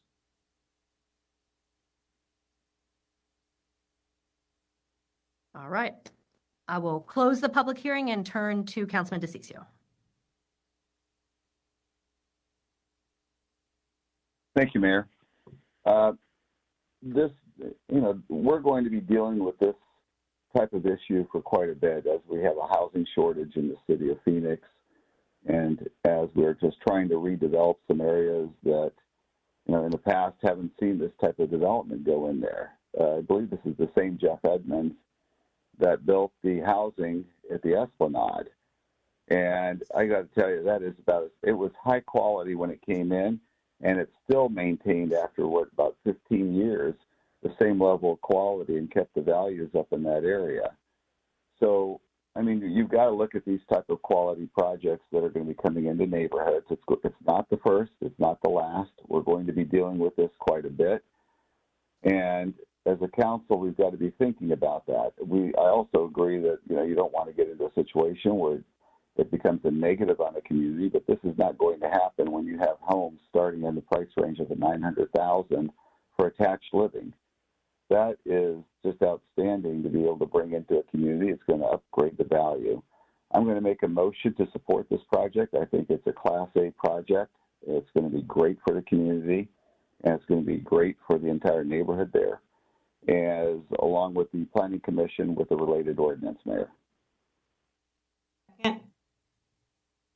Thank you. We have a motion and a second from Councilwoman Stark. I do have a question for staff. As I mentioned, with the final slide from Patty's presentation, it did look like a blind corner coming out of the alley. Could we speak to traffic safety and whether we have looked at that? Mayor, members of the council, it's a great question. The property owner is going to have to pursue a couple of things if they are granted support for this rezoning request subsequent to today. One is going to be a variance. They're going to have to request a variance, which will require public outreach to secure the ability to do maneuvering in that alley. As part of that variance process, staff will have an opportunity to work with the property owner to ensure that the alley is safe and efficient for use. And then as they go through our site planning review process, one of the requirements that they'll have to meet is that a site triangle will be present if that alley is going to be used for vehicle maneuvering. And so they're going to have to be some coordination with the adjacent property owner to resolve that, but that will have to be done before the alley is used for maneuvering. Wonderful. Thank you all for paying attention to that. We're working so hard to have safer streets. Do we have any other council questions? Roll call. Ansari. Yes. DeCiccio. Yes. Garcia. Yes. Guardado. Yes. O'Brien. Yes. Stark. Yes. Waring. Yes. Pastor. Yes. Gallego. Yes. Passes 9-0. Thank you. At the beginning of the meeting, we moved item 41 to be heard with companion items. So I will turn to Councilwoman O'Brien, who represents District 1, for a motion, and we do have one member of the public to speak. I move to approve item 41. Good. We have a motion. Do we have a second? Yes, I just seconded it. Oh. Wonderful. Second from Councilwoman Ansari. Thank you so much. Laura Bates, the floor is yours. Okay, can you hear me okay? Yes, we can. Okay. My property is 1744 West Parsons Drive, and I'm very concerned with this trend I'm hearing from other areas too, that high density housing is being crammed in by single family homes. We're in a county island. We have no representation. Lawyers won't help us. Our elected officials have blown us off. It's like taxation without representation. Our homes are our biggest investment. And our city officials should be supporting citizens, not businesses. Our lifestyle in the county island is country living with all the amenities of city living. I'm going to say these zoning changes, because there's a whole big land grab, changes our rights are right in front of our front yard. I'd ask each of you if you would like to have a $1 million home with these in front of you. And I'm also concerned about the traffic. This is going to be the 4th time that I've asked for the traffic reports. All I'm being told is there isn't traffic issues. We've done a traffic study. I should not have to file a FOIA request to get a traffic study. We want to know when this was done, for the length of it, and the data to see, because we live with the traffic in that area. In the last month or two, we have been cut off from Jomax because of accidents that were so bad they had to shut down the road. And it's just unbelievable that people can say, oh, there isn't going to be traffic issues when there already are. And again, this land grab is really concerning from a community as a whole, is that these developments are grabbing all of these pieces of land, shoving high density homes into them. I'm sure there are many, many other places that don't impact single family homes that these could be. Thank you. Questions or comments? Roll call. Ansari, Yes. DeCiccio, Yes. Garcia, Yes. Guardado, Yes. O'Brien, Yes. Stark, Yes. Waring, Yes. Pastor, Yes. Gallego. Passes 9-0.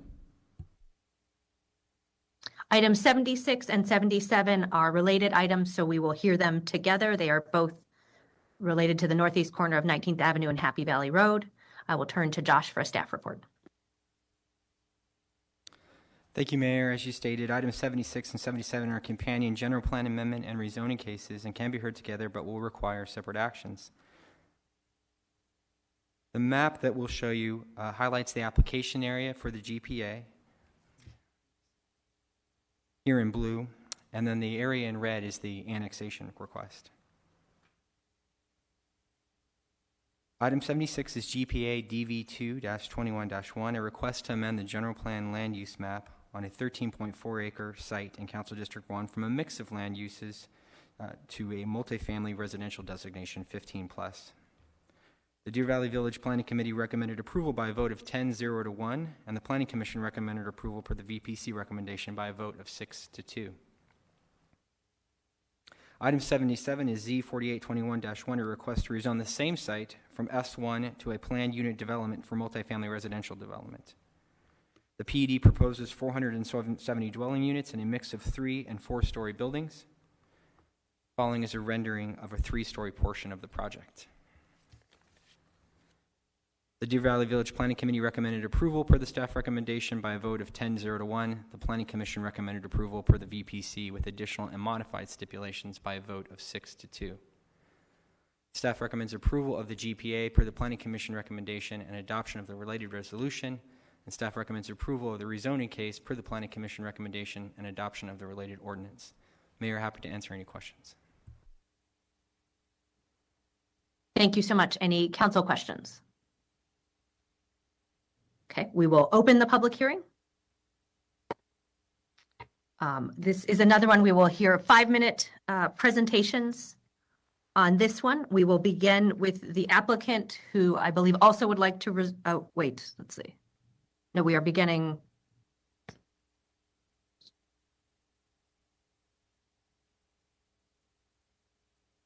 Okay, so we are beginning the applicant for 3 minutes, and then we'll reserve 2 minutes. So if staff could set the timer for 3 minutes, then we will go to Melissa Crawford for 5 minutes, and then members of the public who wish to testify for 2 minutes each. So Nick Wood, the floor is yours.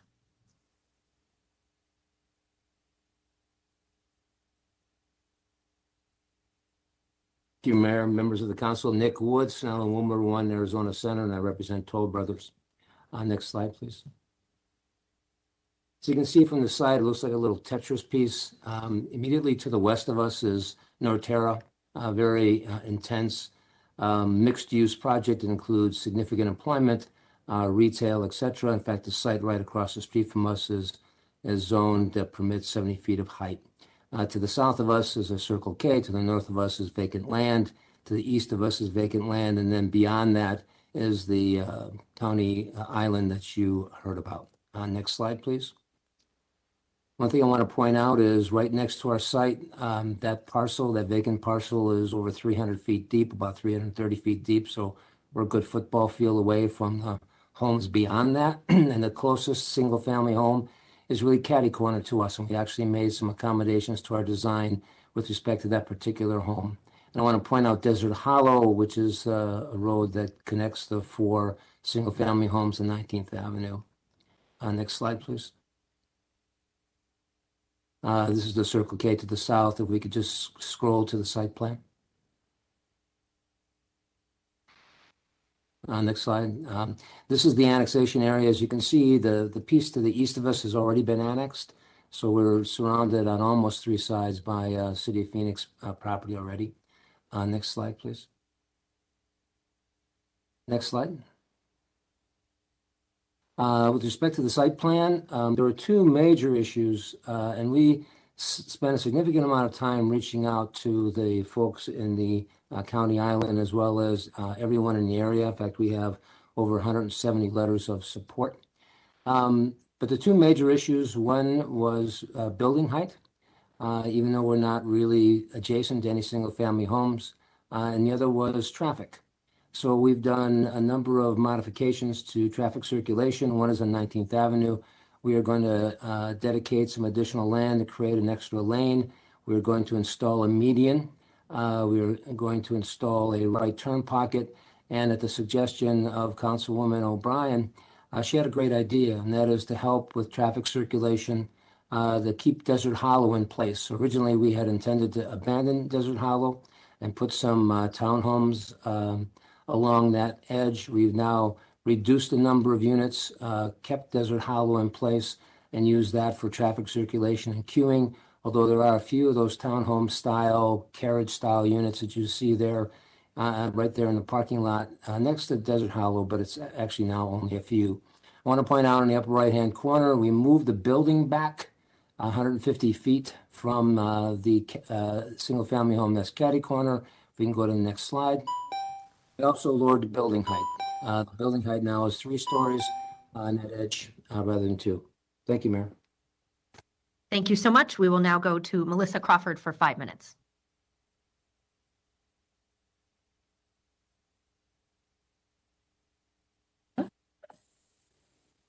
Hello, are you able to hear me? We can hear you. Okay, great. Thank you for the time and opportunity. I was told I was going to have 10 minutes, so I will run through this rather quickly.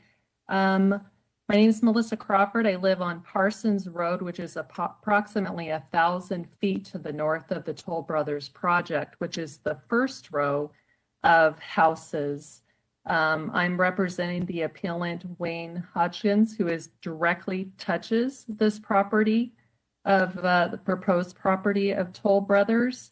And I also represent the county island as a whole, as this affects each one of us. Wayne is also scheduled to speak. The two properties also north of Wayne are also opposing this, and we have over 100 residents / homeowners that have signed petitions that are included in this file that are against this project. When this first slide here is Wayne's property, when him and his family purchased this acreage, they never foresaw all 4 neighbors to the south of them would be selling to Toll Brothers, leaving them and the 2 other parcels directly north of them impacted by 3- and 4-story apartments invading their privacy. For reference, the telephone pole in this picture is 34 feet. Toll Brothers is proposing going to 47 feet. That's going to be a significant in your backyard invasion of privacy. We're currently having to oppose 2 developers, Toll Brothers and Bungalows, that are dramatically trying to change our R30, our R43 to the R2. Rezoning is not an acceptable transition from the 1 house per 1.25 acre to high density apartments. The 470 apartments and the 170 bungalows equates over 1,000 people in our small island. These are 2 completely different types of lifestyles. The R42 consists of large lands with animal properties, garage shops, and privacy. Some residents are multi-generational, being established in the 70s, while we still have new residents who have bought for the described lifestyle. 4-H is the culture here. My daughter is very involved and prepares animals for state and county fairs on our property, and our 4-H leader is in our community.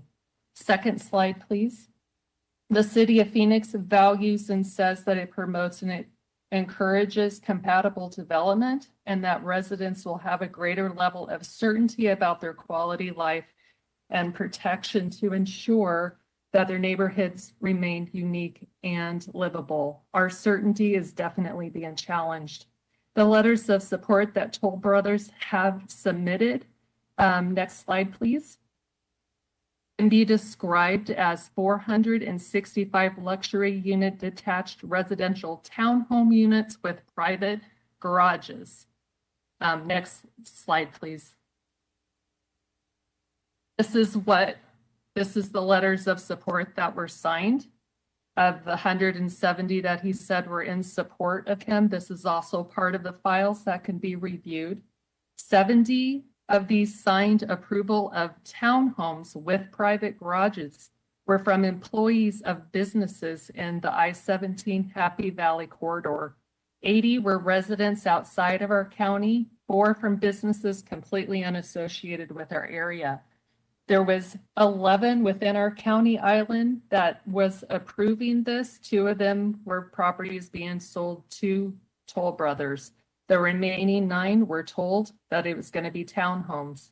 We're talking home ownership and not rentals. To date, I don't know of an official traffic report. A traffic report that was presented to us was national averages, not actual readings. This high traffic area is already a problem, and USAA across from us has not even completed building. The proposed Toll Brothers 470 units, 1,500 plus people, and the bungalows of 170 is 500 plus people. Our island is blocked by the canal to only have access in and out by Happy Valley or 19th Avenue. The traffic by the proposed projects will add extreme amounts of stress, pollution, and accidents. The current mixed use, being the commercial office, would be in the opposite direction of peak hours and no weekends or holidays. With both the proposed product that's showing 2 people.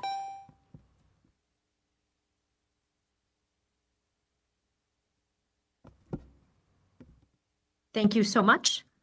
We will next go to Wayne Hodgkins' Hudgens, followed by Linda Slay.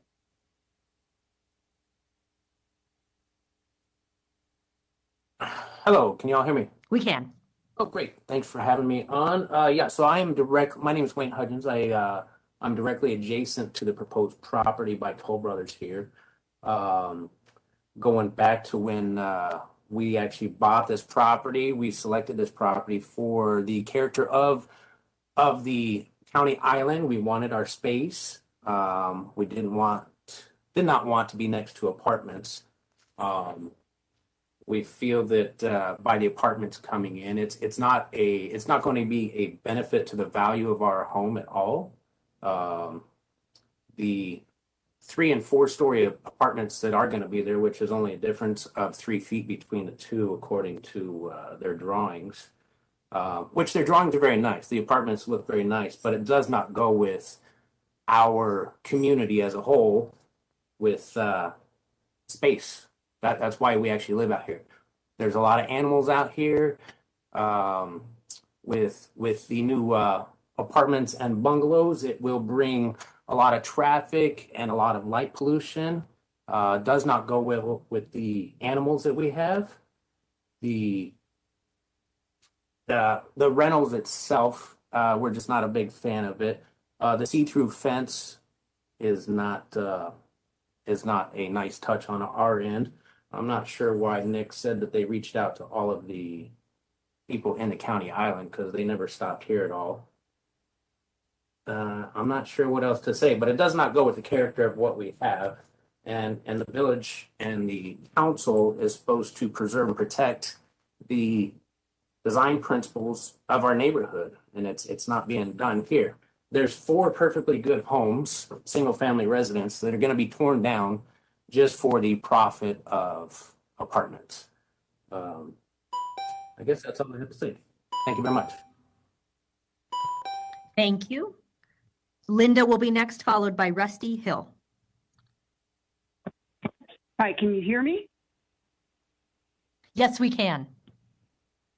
Oops, can you hear me? Yes, we can. Okay. This is Linda Slay. I live at 25411 North 16th Avenue, and I'm a little bit east of this particular area. And in reviewing this, looking at the staff's own recommendation, the plan was to be sensitive to the scale and character of surrounding neighborhoods and prevent negative impacts. So our homes and property are really the biggest investment for most people. And the levels of height and the density do not fit in with this neighborhood at all. We're going from 1 dwelling per acre to 34.9 dwelling units per gross acre. Also, this area does not have the infrastructure or law enforcement or anything that would make this an easy transition. The traffic is already bad. There's no traffic control across from Union Park. As to the letters of support, none of those people or businesses live there. It will not affect them as it will affect us. And also, there's no prevention from entry of the new people into the county island with our little dirt roads, and it's just not ready for that. And thank you for listening, and I hope that you do not approve this. Thank you.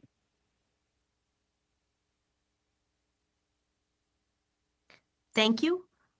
Rusty is next. And then Laurel Brody, if she is on.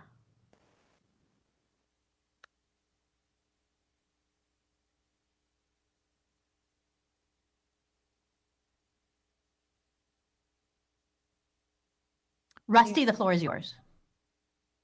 Mayor, it appears we do not have audio for Rusty.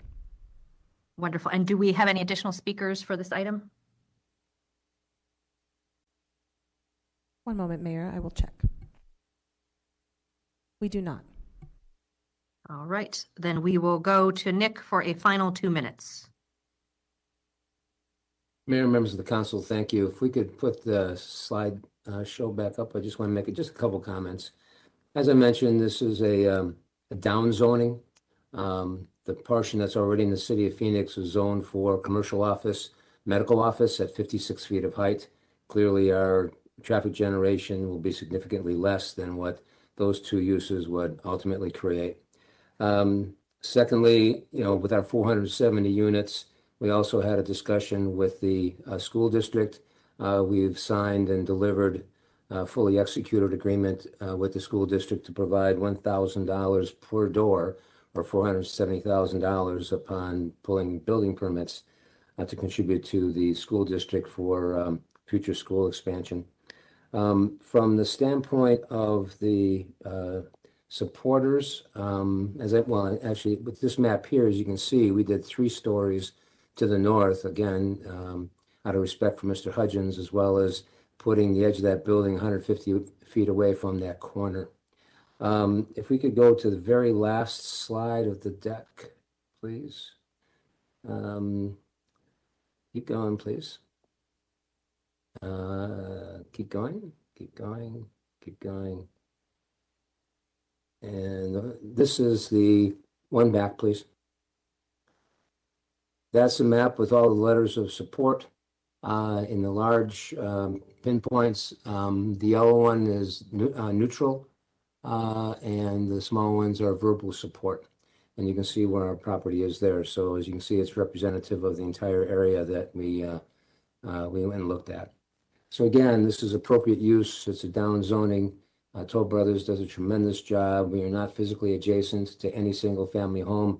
We do touch Mr. Hudgens' property at the corner, but we made accommodations for him by moving our building back. Thank you, Mayor, members of the council. Thank you. Do any council members have questions for any of the public or applicant before we close the hearing?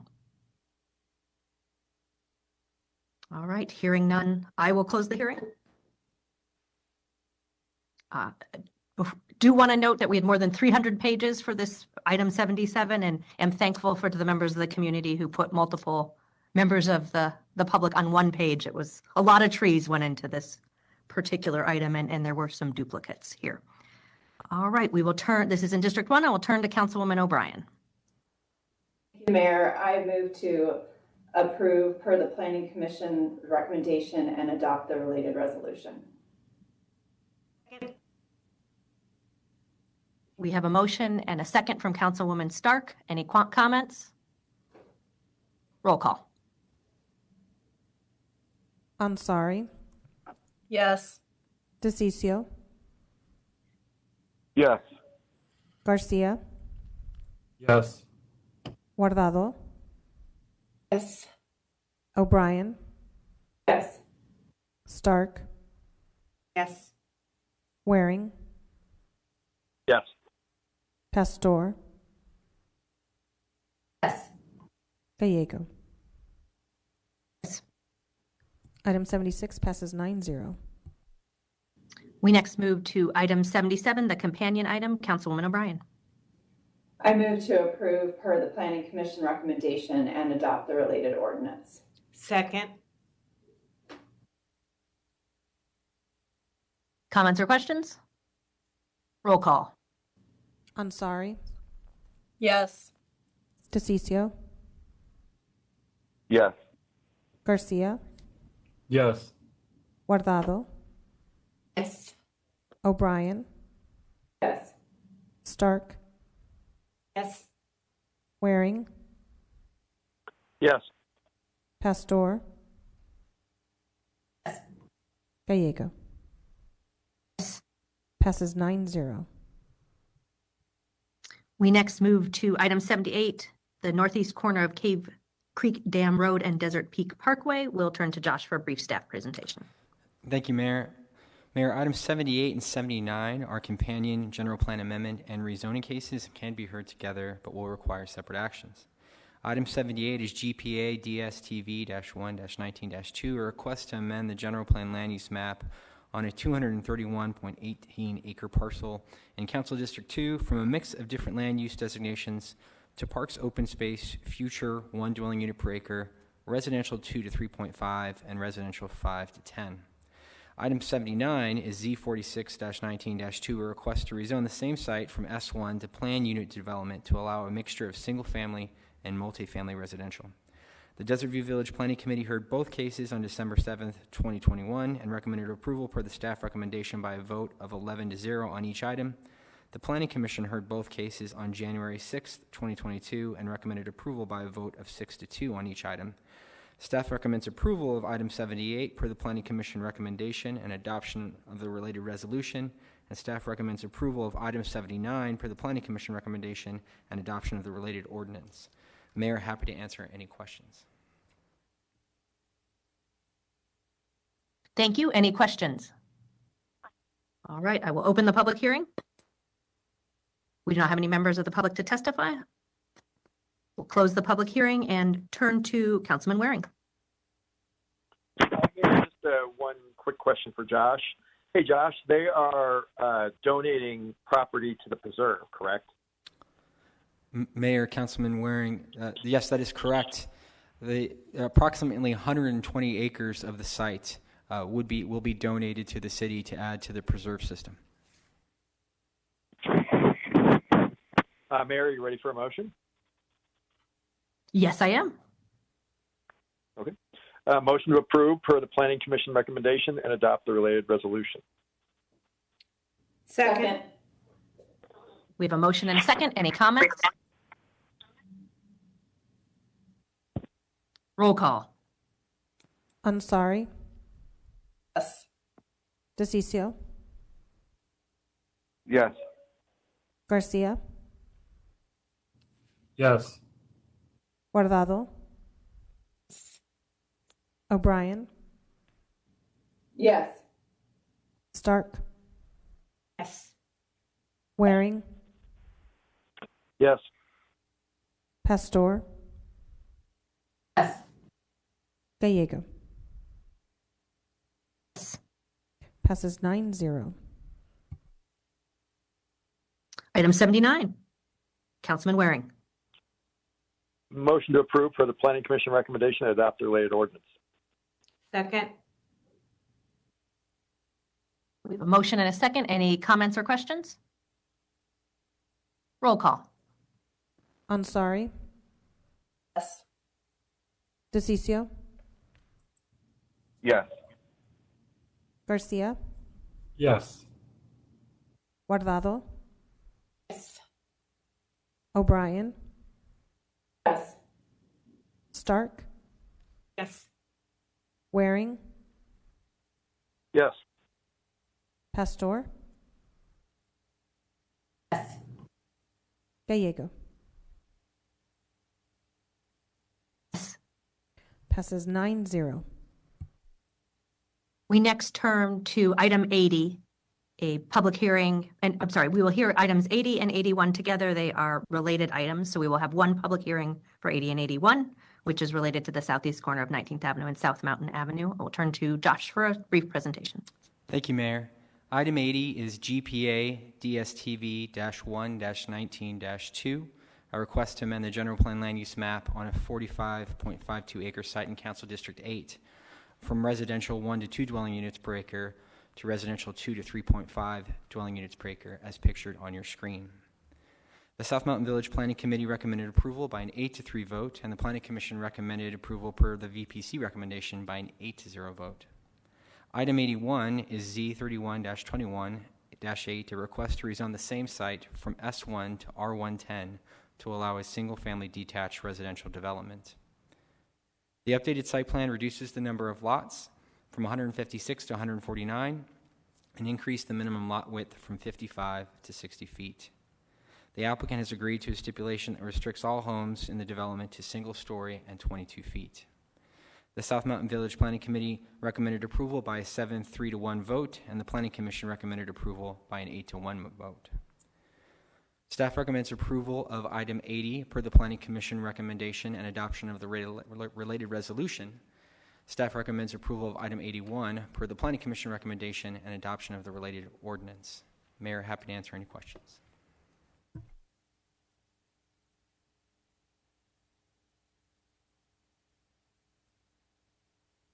Thank you so much. Any questions? All right, I will go ahead and open the public hearing. This is an item in Council District 8 and the councilman has been working on this, so I believe I will turn to him first. Thank you, Mayor. If we're okay with going into the presentations, I have some questions for the zoning attorney and also wanted to hear from the community. Wonderful. And so, council member, we will go then. What is the time? Have you, okay. So 5, we will, what timing would you like on the presentation? If there's a presentation from the zoning attorney, say 5 minutes, and then allow public their 2 minutes. If there's all wonderful. I don't believe so there's a registered presentation for opposition. That is my understanding as well. So we will begin with the applicant, Adam Baugh, as the representative, 5 minutes. And Adam, you may, would you like to reserve 3 minutes or 2 minutes at the end for rebuttal, or just go through with the 5? I'll just do probably 3 in the front and then 2 at rebuttal on the back side, if that's okay with you. Wonderful. So if our staff could put the timer at 3 minutes, Adam, the floor is yours. Thanks. I'll just run through these quickly, and I appreciate your time. A project like this isn't born without significant time working with the community, and I can't say we've made everybody happy, but we've made a lot of changes that have gotten us to the point of a strong recommendation from the village, a strong recommendation from the planning commission, and a staff report from staff with support. We'll go to the next slide. I'll jump through a lot of these pretty quick. We'll go to the next one after that. This site is at 19th Avenue and South Mountain Road. 40-ish, almost 50 acres actually. It's surrounded by residential uses. One of the challenges you have in this area is who pays for the infrastructure. You have 19th Avenue and South Mountain Avenue that frankly aren't designed today for the type of load and capacity that they're expected to have in the future. And City of Phoenix believes that development should pay for development.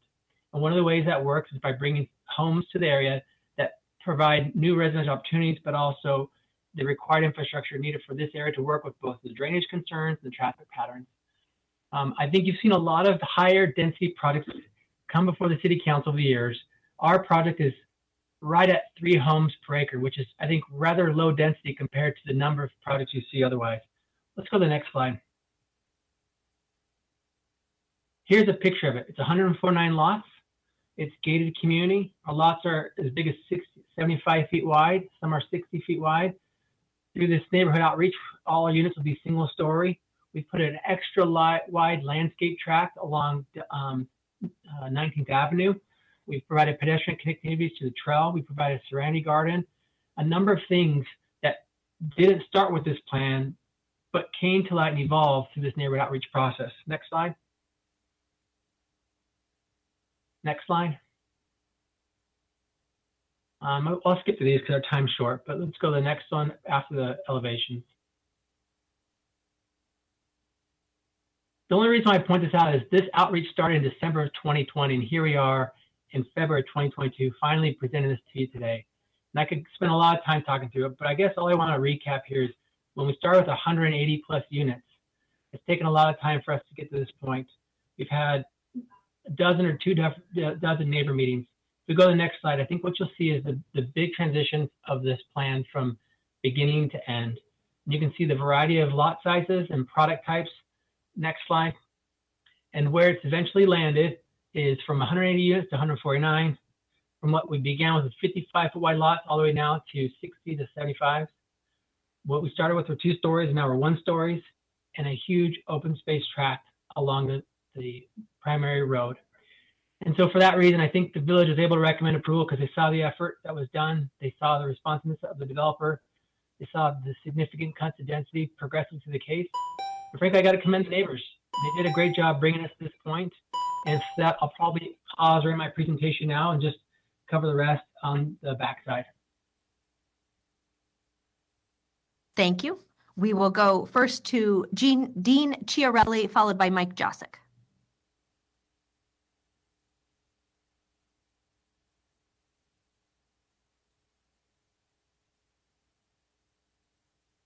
Mayor, Dean is not on the line. Thank you. We will go to Mike Josick, followed by Troy Gam. Can you hear me? Yes, we can.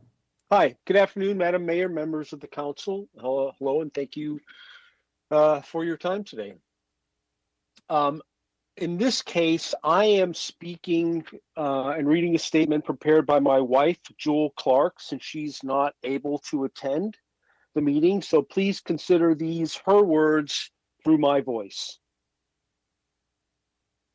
And she begins, I am writing to oppose on principle the rezoning of this property from S1 to R110, cases GPA SM 2218 and Z 31218. The neighborhood is still united against the density proposed by this development, but we ultimately lack the power to completely prevent it. I am personally grateful to our council member for stepping in, and despite the final density not being exactly what the neighborhood wanted, he was instrumental in negotiating a better deal in that area than we could have managed on our own. I know he's trying to find the best outcome he can for everyone involved, and I respect that tremendously. Our area is one of the last open rural spaces in the valley. The applicant's development will literally be surrounded by active agriculture and equestrian properties, acre-plus lots with custom homes, all S1, and housing developments no denser than R118. I and my husband purchased land there, like all our neighbors, for that open space and rural quality of life. Our neighbor we share a driveway with raises Morgan horses on 10 acres. Just south of us is the Arizona Worm Farm, Grandma's Farm, and Green Life Nursery, specializing in fruit trees. Horses and riders are a regular feature along West South Mountain Avenue, as are tractors and farm equipment. My husband and I are planting a food forest in one of our pastures, and many of our neighbors have various kinds of livestock. It's true. Troy will be next, followed by Penny.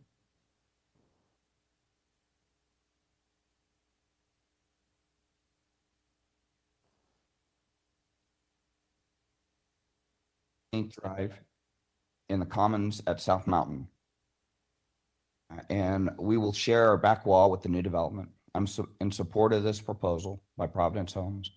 We've lived in many homes and neighborhoods during the long Air Force career I've had that began in Phoenix at Williams Air Force Base 33 years ago, and find our current home by Providence one of the best we've experienced.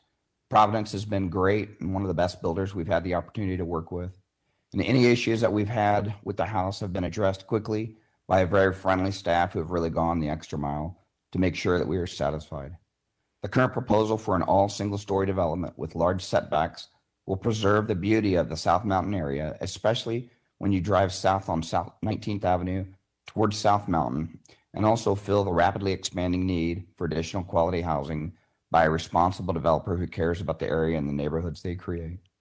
This will be a great addition to the area and provide beauty and affordable housing.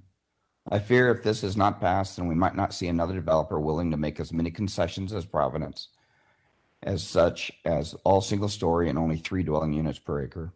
I ask that you propose or approve this proposal. And the other comment I have is that my wife is also registered to speak, and she'll be using the same device. Thank you. We will go to Penny and then Joanne Jensen. Thank you for taking your time to listen to me. I am Penny Husted Gam. I live at 8514 South 16th Avenue. I'm also in support of this development. From what I can tell on the zoning maps, between 7th Avenue and 23rd Avenue, when you drive along South Mountain Avenue, there are quite a few neighborhoods that are zoned R110, or they're going to be proposed to be R110. And then same thing along Dobbins between like 19th Avenue and I think 27th Avenue. There's also a lot of R110 zoning. So I feel like this would probably fit in with the overall greater area of South Mountain. Currently, the land being considered is a cotton farm, and right now it's being used as dumping grounds for mattresses, furniture, used toilets, all kinds of things. And then also it's used for people that just want to go and shoot off their guns. So as someone that backs up to this property, I would love to see that come to an end. And I think by developing this property, it will kind of remove the dumping situation and the shooting situation. The builder's been super collaborative for the last year and a few months or so. by agreeing to put 1 stories behind us since we back up to it. I feel like they've been super collaborative for everybody. I'm not sure that another builder would be as collaborative. So I support the development. I feel like this builder is a local builder and a known quantity, so we know what we're going to get. And I feel like they've worked really hard with all of us. And if this were to be disapproved, I would worry about what kind of a builder might come there and not have any consideration for the neighbors. Thank you for your time. Thank you. Joanne will be our next speaker, followed by Adam. Can you hear me? Yes, we can. Wonderful. Well, good afternoon, everyone. I am Joanne Jensen, 8303 South 17th Drive, Phoenix, Arizona, 85041. This is my rookie effort. I was drafted by our neighbors as a point of contact, and along with other volunteers, I've spent hours on this project. In some ways, it's been disappointing. The best lowest density the Providence Group would offer is 149 homes on a 50-acre parcel. There is no one, myself included, who feels that this is compatible with our community. Magdalena Estates and the Commons are R118. R118 is not only R118 is supported not only by the 2015 Phoenix City Plan, but also the earlier Rio Montaña Plan. In both, residential development density was to have gradually declined from baseline towards South Mountain Park, but that has not happened. Most of our neighbors are not opposed to development as long as it preserves the texture, the essence, and the character of our rural equestrian and agrarian community. Density beyond R118 does not do that. At a time when the city has created a heat mitigation office, we are grateful that some heat mitigation efforts have been promised. However, we are dissatisfied that a set of more aggressive yet relatively inexpensive items has not been accepted, and we would appreciate the council's help with encouraging the Providence Group to adopt them. Looking higher on the horizon, I have learned that we collectively need to work to change a system where developers grab open property, regardless of the planned use, and submit zoning and general plan changes on an ad hoc basis without consideration to surrounding development.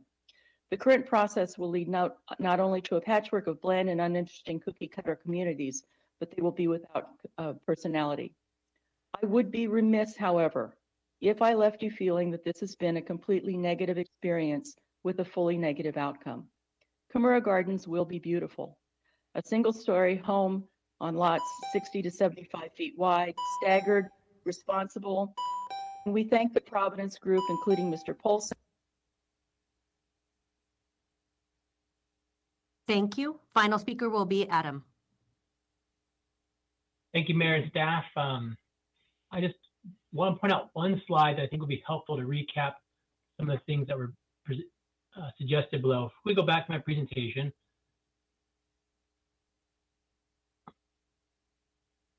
and if we'll go to the next slide right after this. One of the things that occurred after we got the recommendations from the Planning Commission and the village was a request to maybe consider some additional items related to heat island impact. And so let's go, need to go, I think, back a slide real quick. There we go. And so here are some of the commitments that are new to this since the recommendation from the Planning Commission. And I respect and appreciate the effort from Joanne and her role kind of being drafted by our neighbors to be their advocate, and also the role of the council office to help us get to this point. And what we've prepared to do and offer as part of this case is that all homes be built to a current Energy Star standard or its equivalent. And in particular, we've even looked at things like the paint colors to make sure that the light reflective value is 50 above so that they reflect light rather than absorb light. We've learned that as reflecting light, you're likely to reduce the heat island impact. We've even added provisions in our CCNRs that require a minimum number of tree plantings in the front yards and in the rear yards. That's going to result in an extra 596 additional trees in this development, in addition to the trees that are required along the streetscape setback standards. And then all garages would be pre-wired for electric vehicle charging ports to help with some of the sustainability elements. So these are things that I don't know if anybody else has done, and one that we're willing to do, because I think it's in recognition of the feedback we've heard. And frankly, I don't know, like I said, if I've been able to convince everybody, but I do know this plan has evolved to a spot that's been influenced by the neighbors involved, the village and the council members, to a place that's rather low density and high quality. So hopefully it's something that this committee and council could get behind and support.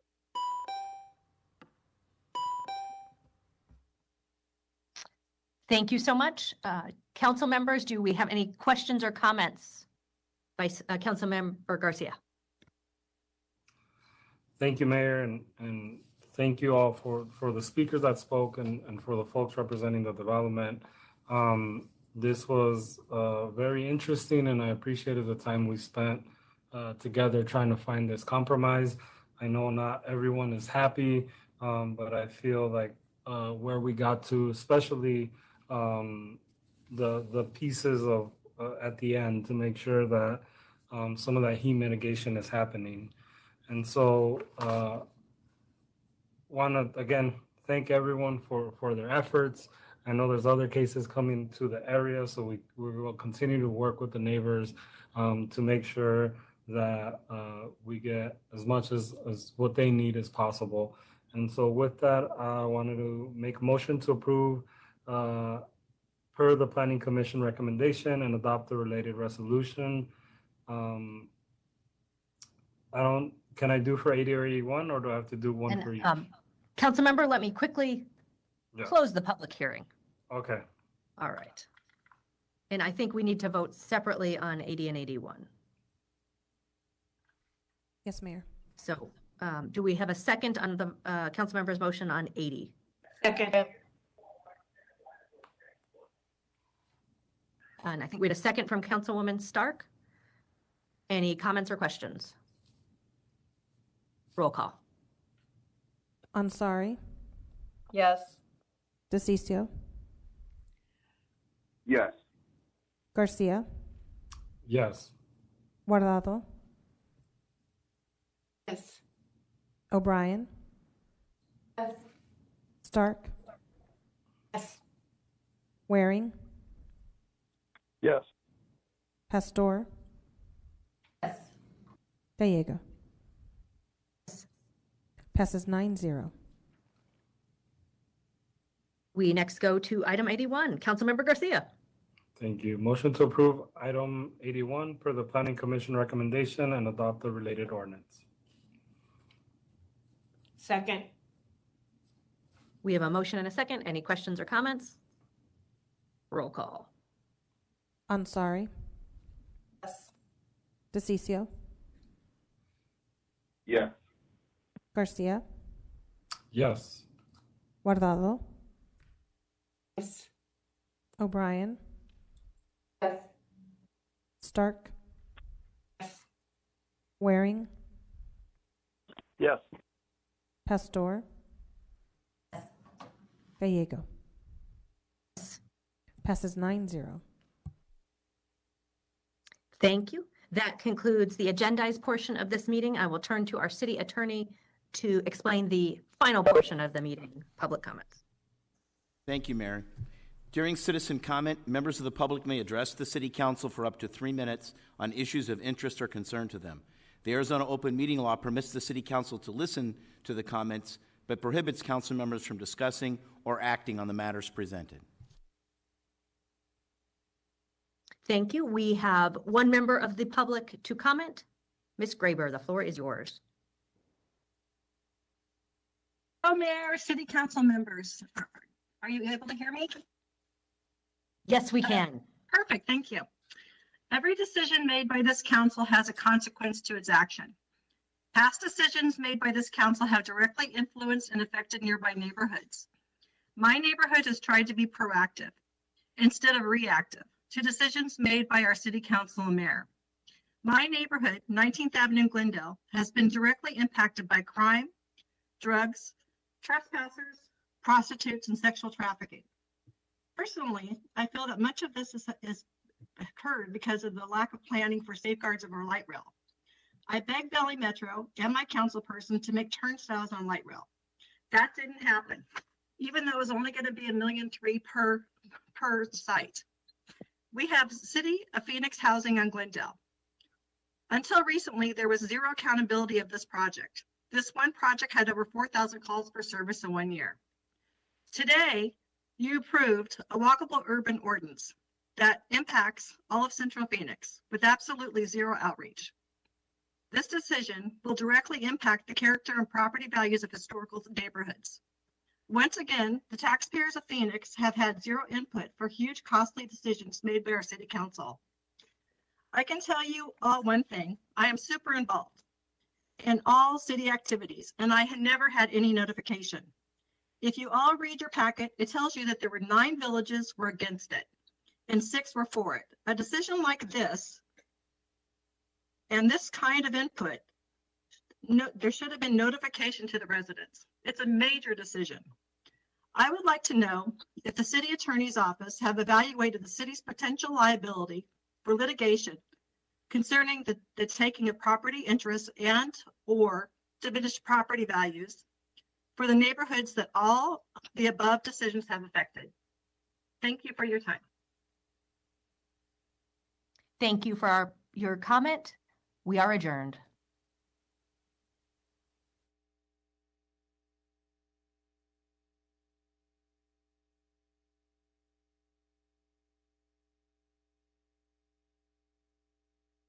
Bicyclists, pedestrians, and this project is an example of that.